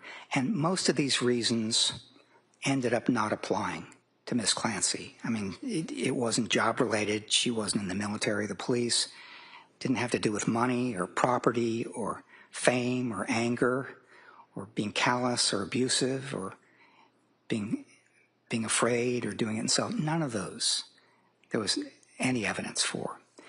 But there were a couple of things that started to have some evidence for, and this is what it looked like. One is the psychosis, the possibility that she had a severe mental illness, experiencing hallucinations, delusions, that sort of thing. And as part of that, on January 24th, experienced those symptoms that we're going to talk about in a minute. And I'm calling that the first bullet point there, acute psychosis with command hallucinations. The second possible explanation was as part of an attempt to take one's own life, as part of a suicide. One might harm one's children if you thought that would prevent them from suffering. And let me see if I can give you an example of that. If one of us were to learn and we had no doubt in our mind that the Holocaust was coming tomorrow, and we thought that was going to be awful, and I can't live through that, and so I'm going to take my own life. If I had children, the question might come up, do I take them with me? Do I take their lives as well? Now, I'm not saying that I would definitely do that, but what I'm saying is that it would come up as a possibility in what I thought about. And so there ended up being, in my mind, 2 possible explanations for why she did what she did. The first being the acute psychosis with command hallucinations, and the second being this was a serious suicide attempt, and she wanted the children to be with her so she wouldn't be separated from them, and so they wouldn't have to suffer after she was gone. Now, in a minute, I'm going to talk about the evidence that I saw supporting each of those, but I will tell you right now, in advance of talking about that most of the evidence that I saw supported the second one and not the first. And so, Doctor, if we could go to the next slide and you could talk to us, tell us what evidence you saw for acute psychosis with command hallucinations. Yes. The first was, that's what she said. I asked her that question, and that's the way she explained it happened. She said, sometime on the afternoon of January 24th, 2023, that she heard a voice, and the voice said, "This is your last chance. You have to kill the kids so you can kill yourself." If she actually heard a voice like that, that would be evidence of psychosis being experienced and what we call command hallucinations, where the voice is instructing her to do something. There were some other possible things that made me think that it could be a severe mental illness that she was experiencing, and two in particular. One was thinking that others might know her thoughts. Now, this is something that is a symptom of psychosis called thought broadcasting if it's experienced in a certain way. In thought broadcasting, if I'm experiencing that, I literally have the idea that that if I'm thinking it, you can hear what I'm saying, just as if I were putting it on the television or podcast or a movie or whatever. It's just coming out that way. I asked her about that, and she said, and other people asked her about that too, and she said it was not thought broadcasting, but these were very vivid thoughts, and she thought that it might be that people could hear them as vivid and strong as they were. The second possible symptom is that thinking police might take her children. Now, in some of the records I saw people saying, well, this looks like a paranoid delusion to me. And I will tell you that it didn't look either paranoid or like a delusion to me. And here's why. I'm a healthcare professional, and that means that in Pennsylvania and every other state I know, I'm a mandated reporter. If someone tells me in therapy or in an assessment that they think that a child is going to be injured or severely hurt or that might happen, then I'm required by law to contact Childline in Pennsylvania. Ms. Clancy is a labor and delivery nurse. She's a healthcare professional as well. And so it's one of those things where if she had said to a psychiatrist, psychologist, anyone providing treatment, that she thought she was experiencing ideas like she might harm her kids, she would know as a mandated reporter that they were legally required to report that. Now, that might not mean that the police would literally come and take her kids away, but it would mean that there would be an investigation. She would have to answer questions, and it might be that for a period of time she would be separated from the children. And Doctor, is it? Well, can she answer? I thought he was done. I don't know. Well, let's find out. Are you done? I just want to ask a follow-up question about your last point. Is that okay? Oh, yes, that's okay. And so you mentioned you didn't think it was a delusion. Is it true that a delusion is a fixed false belief? Yes, that's the way it's defined. And so Ms. Clancy thinking that if someone knew she thought of harming her kids might be taken away, that's not a false belief, correct? Well, that was what I was trying to say, is that it is not a false belief. It's quite possible that it could come to pass. And if you could continue with your discussion of why the evidence you saw for acute psychosis. Yes. The other point there at the bottom is that it's appealing as an explanation because it could explain acts that seem so out of character for her. You don't have to get complicated at all. It's just, I had a psychotic episode, I heard a voice, the voice told me to do something terrible, I did it. And after considering the evidence for acute psychosis, command hallucinations, did you then consider evidence against acute psychosis with command hallucinations? I did, yes. And what did you see? One of the reasons, well, the first bullet point here is that the way she described this as happening is that she heard a voice that she'd never heard before, experienced an hallucination, and she's never experienced it since, but she only experienced it for the 18 minutes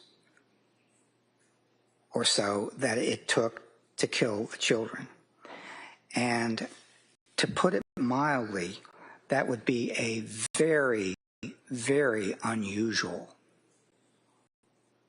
pattern or manifestation of how this kind of thing comes about. Very unusual. I've been doing this kind of evaluation for many, many years, and I'm always very careful when someone tells me that they experienced a symptom only during the course of committing an offense. Why is that, doctor? Why are you careful when someone tells you that they only experience this voice during a criminal offense? Well, because it provides a convenient way of lessening your own culpability. I mean, it's always possible, but as I said, I find it very, very rare, whereas an explanation for why somebody did something, somebody might look at that and say it's a convenient way of somebody looks at me and I don't have the same culpability that I would otherwise. And what was the next part of evidence that you saw against acute psychosis? There was some discussion of whether this was postpartum, and so she was about 8 months away from having given birth to Cal and her youngest child. And most of the explanations, or most of the sources of authority like DSM-5 or the Cleveland Clinic will point to maybe 1 month after birth or 2 months after birth or something like that. But the farther away you get time-wise from the birth, the less likely it is, under those kinds of authority, to be postpartum. Now, it could be something else. And there were certainly some things that I saw that were symptoms of depression and other sorts of things that she experienced in January. But it was, given the time, it was less likely, I thought, to be postpartum. Then the next bullet was inconsistencies in her account. To me, when asked about this, she said, the voice said, "This is your last chance. You have to kill the kids so you can kill yourself." And it just kept repeating that, and only that, for about 18 minutes, or the duration of the time it took to do this. There were other times, though, for instance, when she was in the hospital after this happened and was talking to a psychiatric attending, when she said that the voice had said other things, for example, the children will suffer without you, or you have to take the kids with you, or things like that. So inconsistency is important because it suggests inaccuracy. In other words, which version is accurate? Is it the first? Is it the second? Is it neither?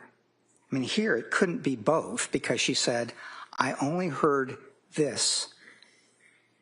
To some people she said that, and then I heard this plus this. To other people she said that. And doctor, if she had said to a third person that it was a different version, such as you have to kill the kids so you can kill yourself because there's a danger to you and the kids, would that be a further consideration of the inconsistencies? Objection. Yeah, overall, yes. The more inconsistency there is. Can we have a basis for that, at least? This asked as a hypothetical? Hypothetical, yes. I'll allow that. So it's not based on evidence, it's a hypothetical. It's a Hypothetical. You might have to repeat the question. So if the person has a third version of what happened, what the voice said, and what the reasons the voice gave, would that be important in your assessment as well regarding inconsistency? Objection. It's speculation, it's not based on evidence, and there's no foundation for a hypothetical question. Why don't you just ask it as the hypothetical? You know, assuming this and go that way. Doctor, a hypothetical question for you. Assuming that a person has already given two versions of a voice, what the voice said for them to do, and then gives a third version of what the voice told them to do, would that be significant to you in assessing the inconsistencies? Objection for the record. Yeah, overruled. Go ahead. What I would say is the more inconsistency there is, the more problematic I find it to take any one particular account and say this is the accurate one. And then what other evidence did you find against acute psychosis?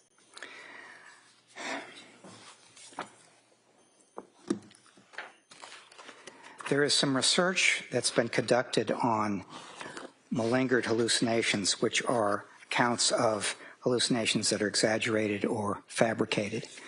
And I found it useful to look at those, look at that research and see what it suggested and kind of lay it out there in terms of the way she described it. So some research suggests that that one consideration is whether the voices are internal or external, whether they're coming from your own thoughts or whether they're coming from outside of your head. And Ms. Clancy perceived this voice as external, which is more consistent with genuine hallucinations. However, command hallucinations are often, in about 88% of individuals reporting them by one account, accompanied by a related delusion. Ms. Clancy did not report any accompanying delusions. So thus far you've got 1 point for genuine and 1 point for possible exaggerated. Then there's frequency and control. Genuine psychotic hallucinations are more often intermittent than constant. They'll come and they'll go. You'll hear it, stop hearing it. You'll hear it again, stop hearing it, and this can extend over a period of time. Ms. Clancy, in this instance, reported that the voice was constant for 18 to 20 minutes, and then it stopped. It had not been experienced before, and it has not been experienced since. And she also did not report having any control over the voice or over her actions in response to the voice.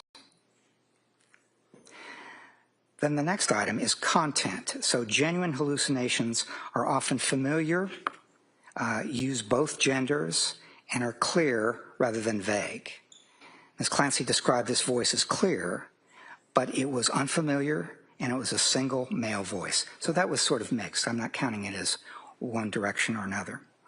And then finally, reaction and coping. Individuals who experience hallucinations like this often try to reduce their influence by in different ways. Could be praying, could be listening to music. And while those who inaccurately report the experience of such hallucinations often do not describe coping mechanisms. And Ms. Clancy didn't report any attempt to stop the voice or distract herself from it or what have you. So there were about 3 points on which her account more closely resembled exaggerated or fabricated hallucinations. One where it looked more genuine and one that was kind of mixed. If I could ask you a question, you said that there were more points indicating malingering or exaggerating the existence of the voice. But earlier you testified about your psychological testing of Ms. Clancy, and it showed minimization, and it didn't show malingering. Could you explain how those two things could occur in the same person at the same time? Yes. When we try to appraise through testing or specialized measures something that looks like malingering or exaggeration, the way we typically do it as psychologists who develop the measures is it looks like somebody who is going to take a shotgun approach. They're going to say unusual things are wrong and strange things are wrong and many things are wrong and things like that. If you do that, we're pretty good at picking up that shotgun approach to malingering. But if I ask you a bunch of questions and you answer them almost entirely in a genuine way, that you're being as accurate as you can, except with one exception, when I ask you about one experience or one symptom and you exaggerate or fabricate that, it's we can't pick that up through our testing. So what we have to do instead is We have to kind of develop our ideas about how it might have been experienced, what it was consistent with, what the disorder is. We take a broader approach, which is what I've tried to do in talking about this. We'll go to the next slide, please. And was there further evidence against acute psychosis?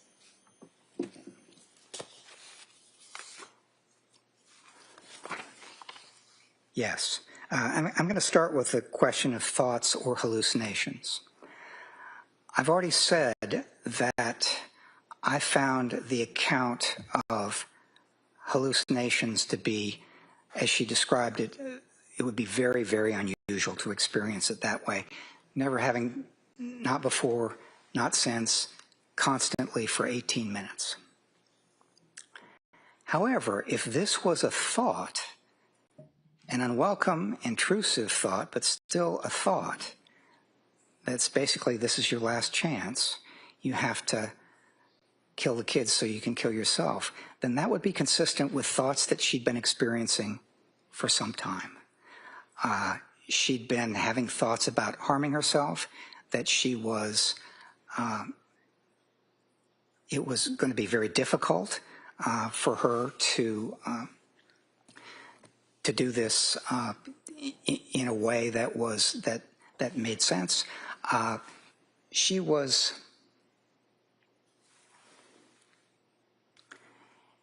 experiencing thoughts about hurting herself because her brain might have been damaged. She was experiencing thoughts about hurting the kids. She was experiencing all sorts of unwelcome thoughts. If that were the case on January 24th, if these were thoughts, then that would be consistent with what she'd been experiencing for months before. So that was something that made more sense to me, that rather than an auditory hallucination, it would have been an unwelcome, intrusive thought. The next bullet is her response to her husband's question, what did you do? So when he got home around 6 p.m. on January 24th, and the house was quiet, and he went in, thought people might have been playing hide and seek with him, called downstairs, didn't get an answer, called upstairs, didn't get an answer, went upstairs, found the bedroom door locked, unlocked it with his key, went in, saw some blood there, saw the window was open, ran downstairs, and he saw his wife Lindsay lying there semi-conscious. And he said, his first question was, what did you do? And her response was, I tried to kill myself.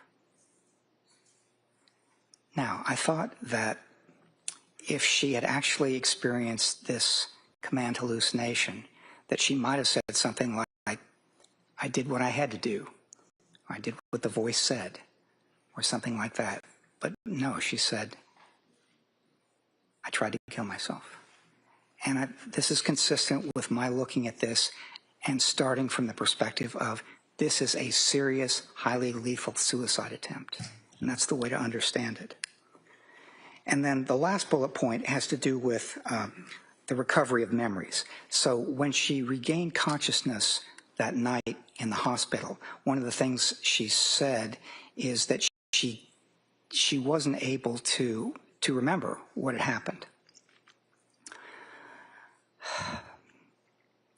And she was informed of it, but if this had been a genuine memory loss, then human memory is funny.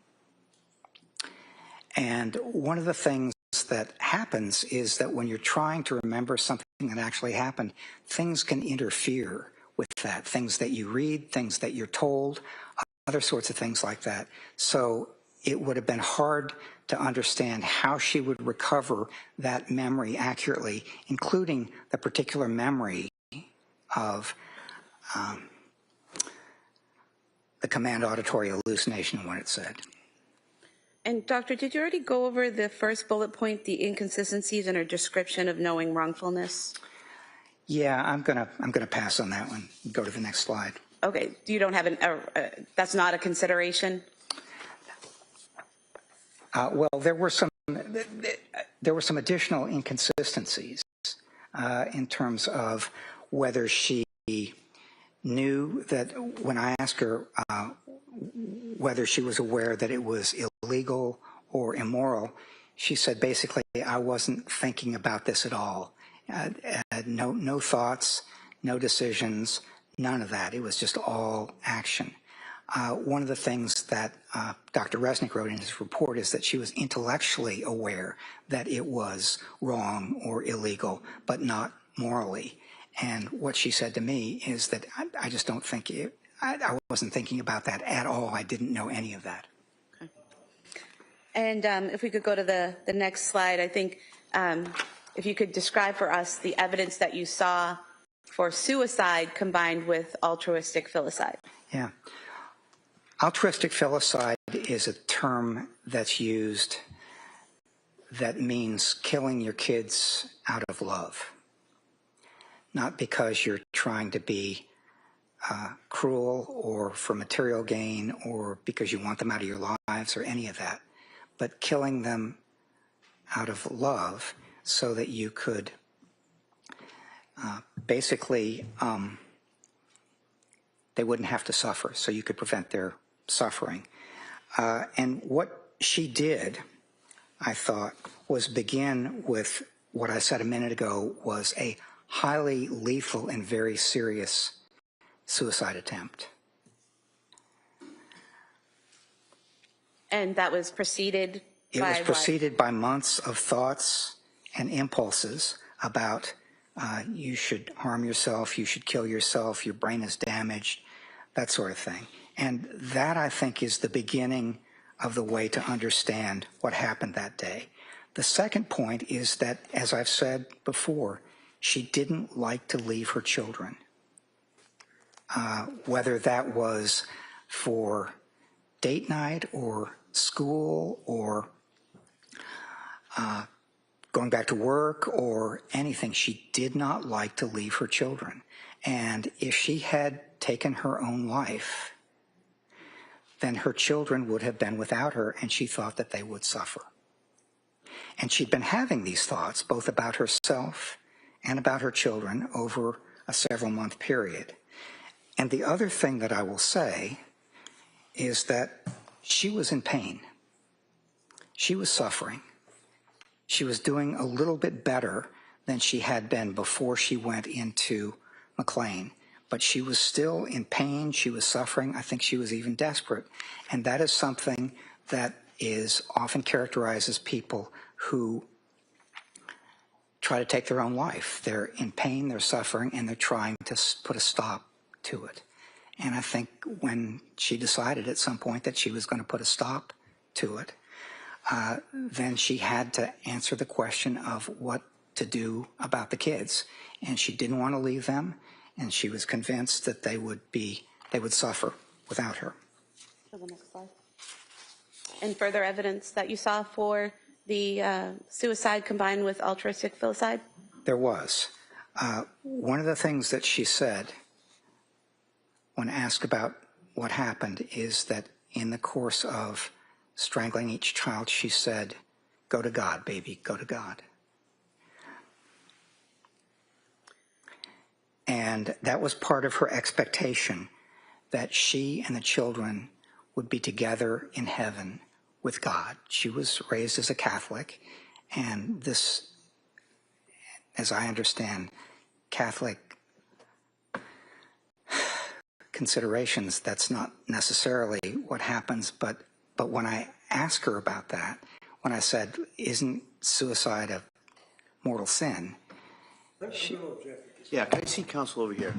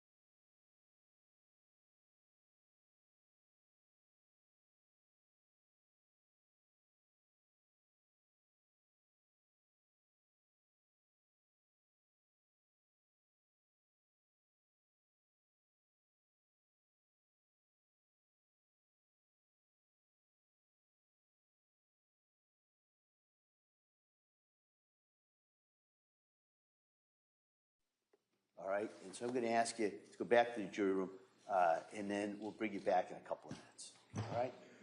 Court, all rise. Jurors, kindly close the notebooks. Sit, please.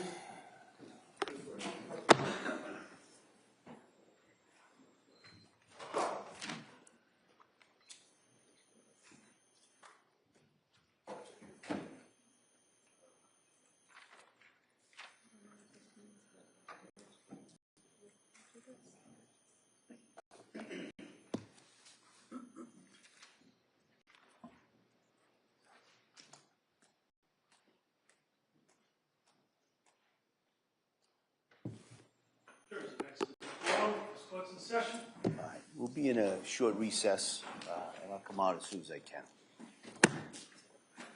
Court, all rise.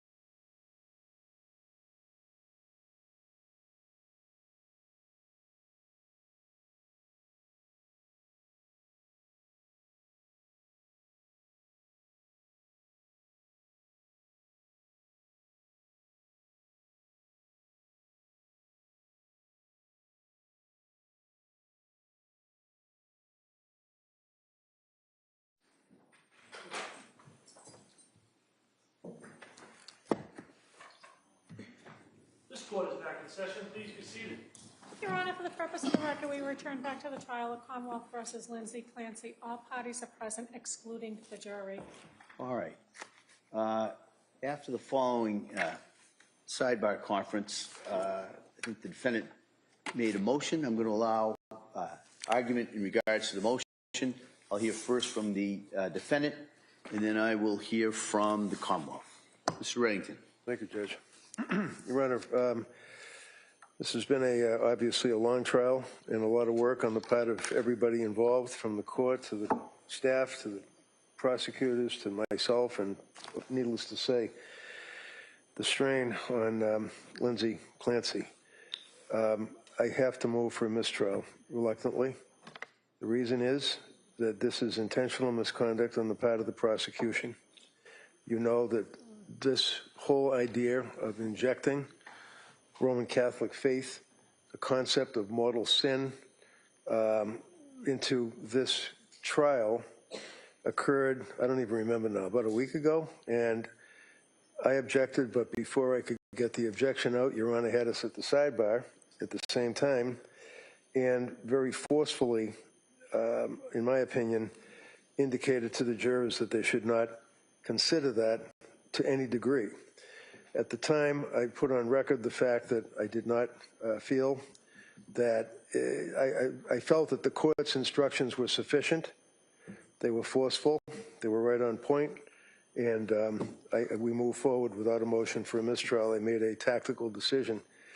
But unfortunately, at this point, it's a concern I have because this is just over the top. It's the same thing again, talking about religion, talking about heaven, talking about killing people and the impact or the effect that it would have on Lindsay as well as her children. The fact that this is not the first time that it occurred during the trial, and the prosecution has previously brought up the concept of mortal sin, based on your ruling in the past, in conjunction with the fact that they brought it up again, I believe it was intentional misconduct, and I feel that the court should grant a motion for mistrial. All right, thank you. Commonwealth? Thank you, Your Honor. The question I asked the witness did not ask for any testimony about religion, about Catholicism, about mortal sins, or anything like that. And the slide is still up on the screen. There's nothing on the slide about Catholicism, about mortal sins, about any of that. The witness was explaining his reasoning. I don't think it was intentional on part of the witness either. If we look at his interview of Ms. Clancy, one of the things that this witness has to do is determine whether the defendant knew the wrongfulness of her conduct. And that can be either that it was criminally wrong or morally wrong. And he explored that with her in the interview and asked her about whether she knew it was legally wrong, and she said she had no concept of legal consequences. And then he went on to ask her about moral wrongfulness and about her religion and whether she knew it was morally wrong, and she did say that she had knowledge that suicide was considered sinful. So I believe that's where the witness was going in trying to explain his reasoning. I don't think he was intentionally trying to inflame the jury or cause an issue in this case. I know I certainly wasn't, because I didn't ask a question about her religion or a question that would invoke that kind of response. I asked him to explain what was on the slides, and that's not on the slides. So there was no intentional conduct by the Commonwealth. That was not where I intended to go with this questioning, and I don't think that the witness intended to do any harm either. He was just explaining his rationale. So I would ask that the jury be instructed to disregard the answer, and I can speak to the witness and tell him not to talk about that reasoning for behind his thoughts, that he can testify about his conclusions, but to leave that portion of his reasoning out of his testimony. Well, here's a concern I have, is what the witness did say in regards to it said, go to God, baby, go to God. That was statements that had been made in evidence already. And then he indicated that was part of her expectation, that she and the children would be together in heaven with God. All right. Now we're getting a little closer to problematic area. Then he testified she was raised as a Catholic. And as I understand Catholic considerations, that's not necessarily what happens. How is any of that proper at this point? But it was not, well, I'm not going to declare a mistrial at this time. What I am going to do is I'm going to bring the jury in. I'm going to tell them to disregard it. I'm going to tell them that's an inappropriate area of inquiry and that this witness's understanding of Catholic dogma or Catholic teaching is irrelevant. There's no evidence of his background or training or having been to the seminary or any of that.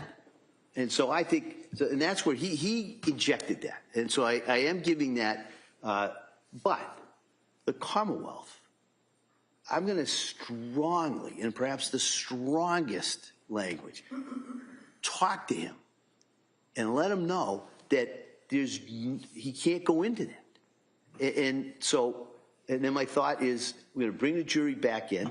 I'm going to give them that instruction, and I'm going to send them home. I don't want them leaving here today with the last thing they heard was a discussion about this witness's understanding of the Catholic teaching. That's not the last thing they're going to hear. And so my thought is that as best I can is to address that and minimize the damage or prejudice, because I do presume that this jury will be able to follow those instructions. And so that would be my thought. We'll come back. That will give the Commonwealth plenty of time to talk to this witness, to let him know the areas that he should and should not go into. And then we can come back tomorrow and we can resume his direct examination and cross-examination. All right, so that'll be my thought. We'll bring the jury in. I'll give them that instruction, and then we will recess until tomorrow. Okay? Your Honor, just for the record, could I note an objection? Sure, absolutely. All right, so we ready for the jury? Yeah.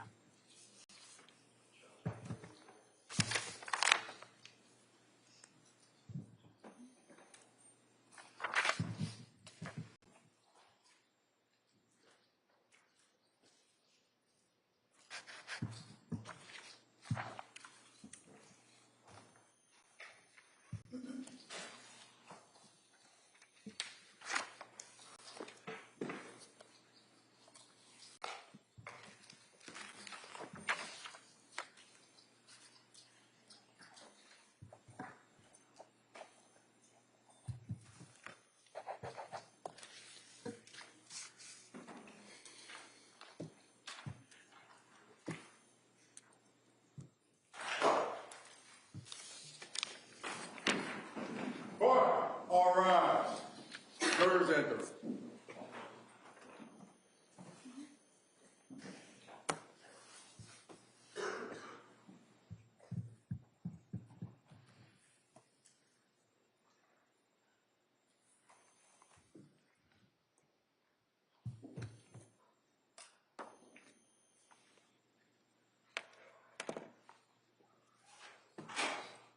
This court's now in session. Please be seated. For the purpose of the record, we return back to the trial. Commonwealth versus Lindsay Clancy. All parties are present, including the defendant and including the 18 jurors. All right. Well, members of the jury, just before we broke, there was some testimony from that last witness. And I just want to give you some instructions in regards to that testimony. And I just wanted to let the religion that the defendant was raised with is absolutely an inappropriate area of testimony. It is to be stricken. It is not to be considered. I can't be any more clear of that. It cannot be considered. Secondly, the witness's understanding of Catholic teachings and considerations, again, is immaterial, it's irrelevant, it is to be disregarded based on that testimony. All right? And so because we had a little bit of a delay due to this, what I'm going to do is I'm going to excuse you until tomorrow, all right? And so the thought is we'll come in, we'll finish up with this witness. I believe the Commonwealth has another witness at that point, and then we'll talk about where we go. I apologize for any kind of confusion or delay, but I just wanted to make sure you had those instructions with you when you left here today. All right? So, I'm sorry, so I'll see you tomorrow. Thank you. Court, all rise. Jurors, kindly close your notebooks. Place them on the chairs. This way, please.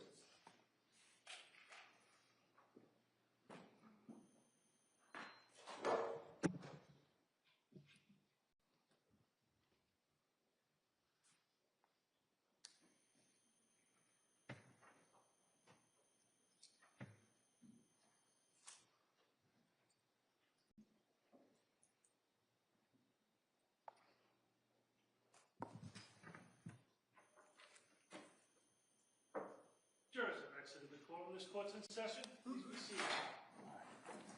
All right. Also, one more time, can I see it sidebar?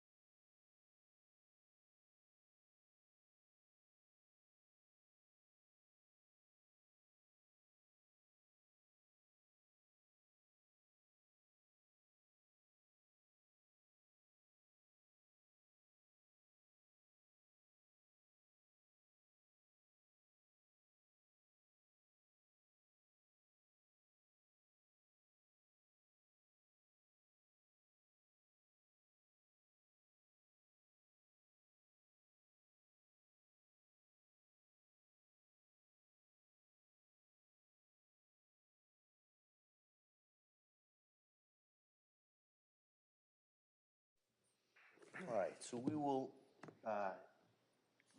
be in recess till tomorrow. The anticipation is that the evidence will be done at some point tomorrow, with the thought that most likely we'll have a charge conference sometime probably tomorrow afternoon, and arguments in charge would be on Wednesday. All right, subject to change, as they always are. So thank you, everybody, and we'll see you tomorrow morning. Thank you. Thank you. Court, all rise.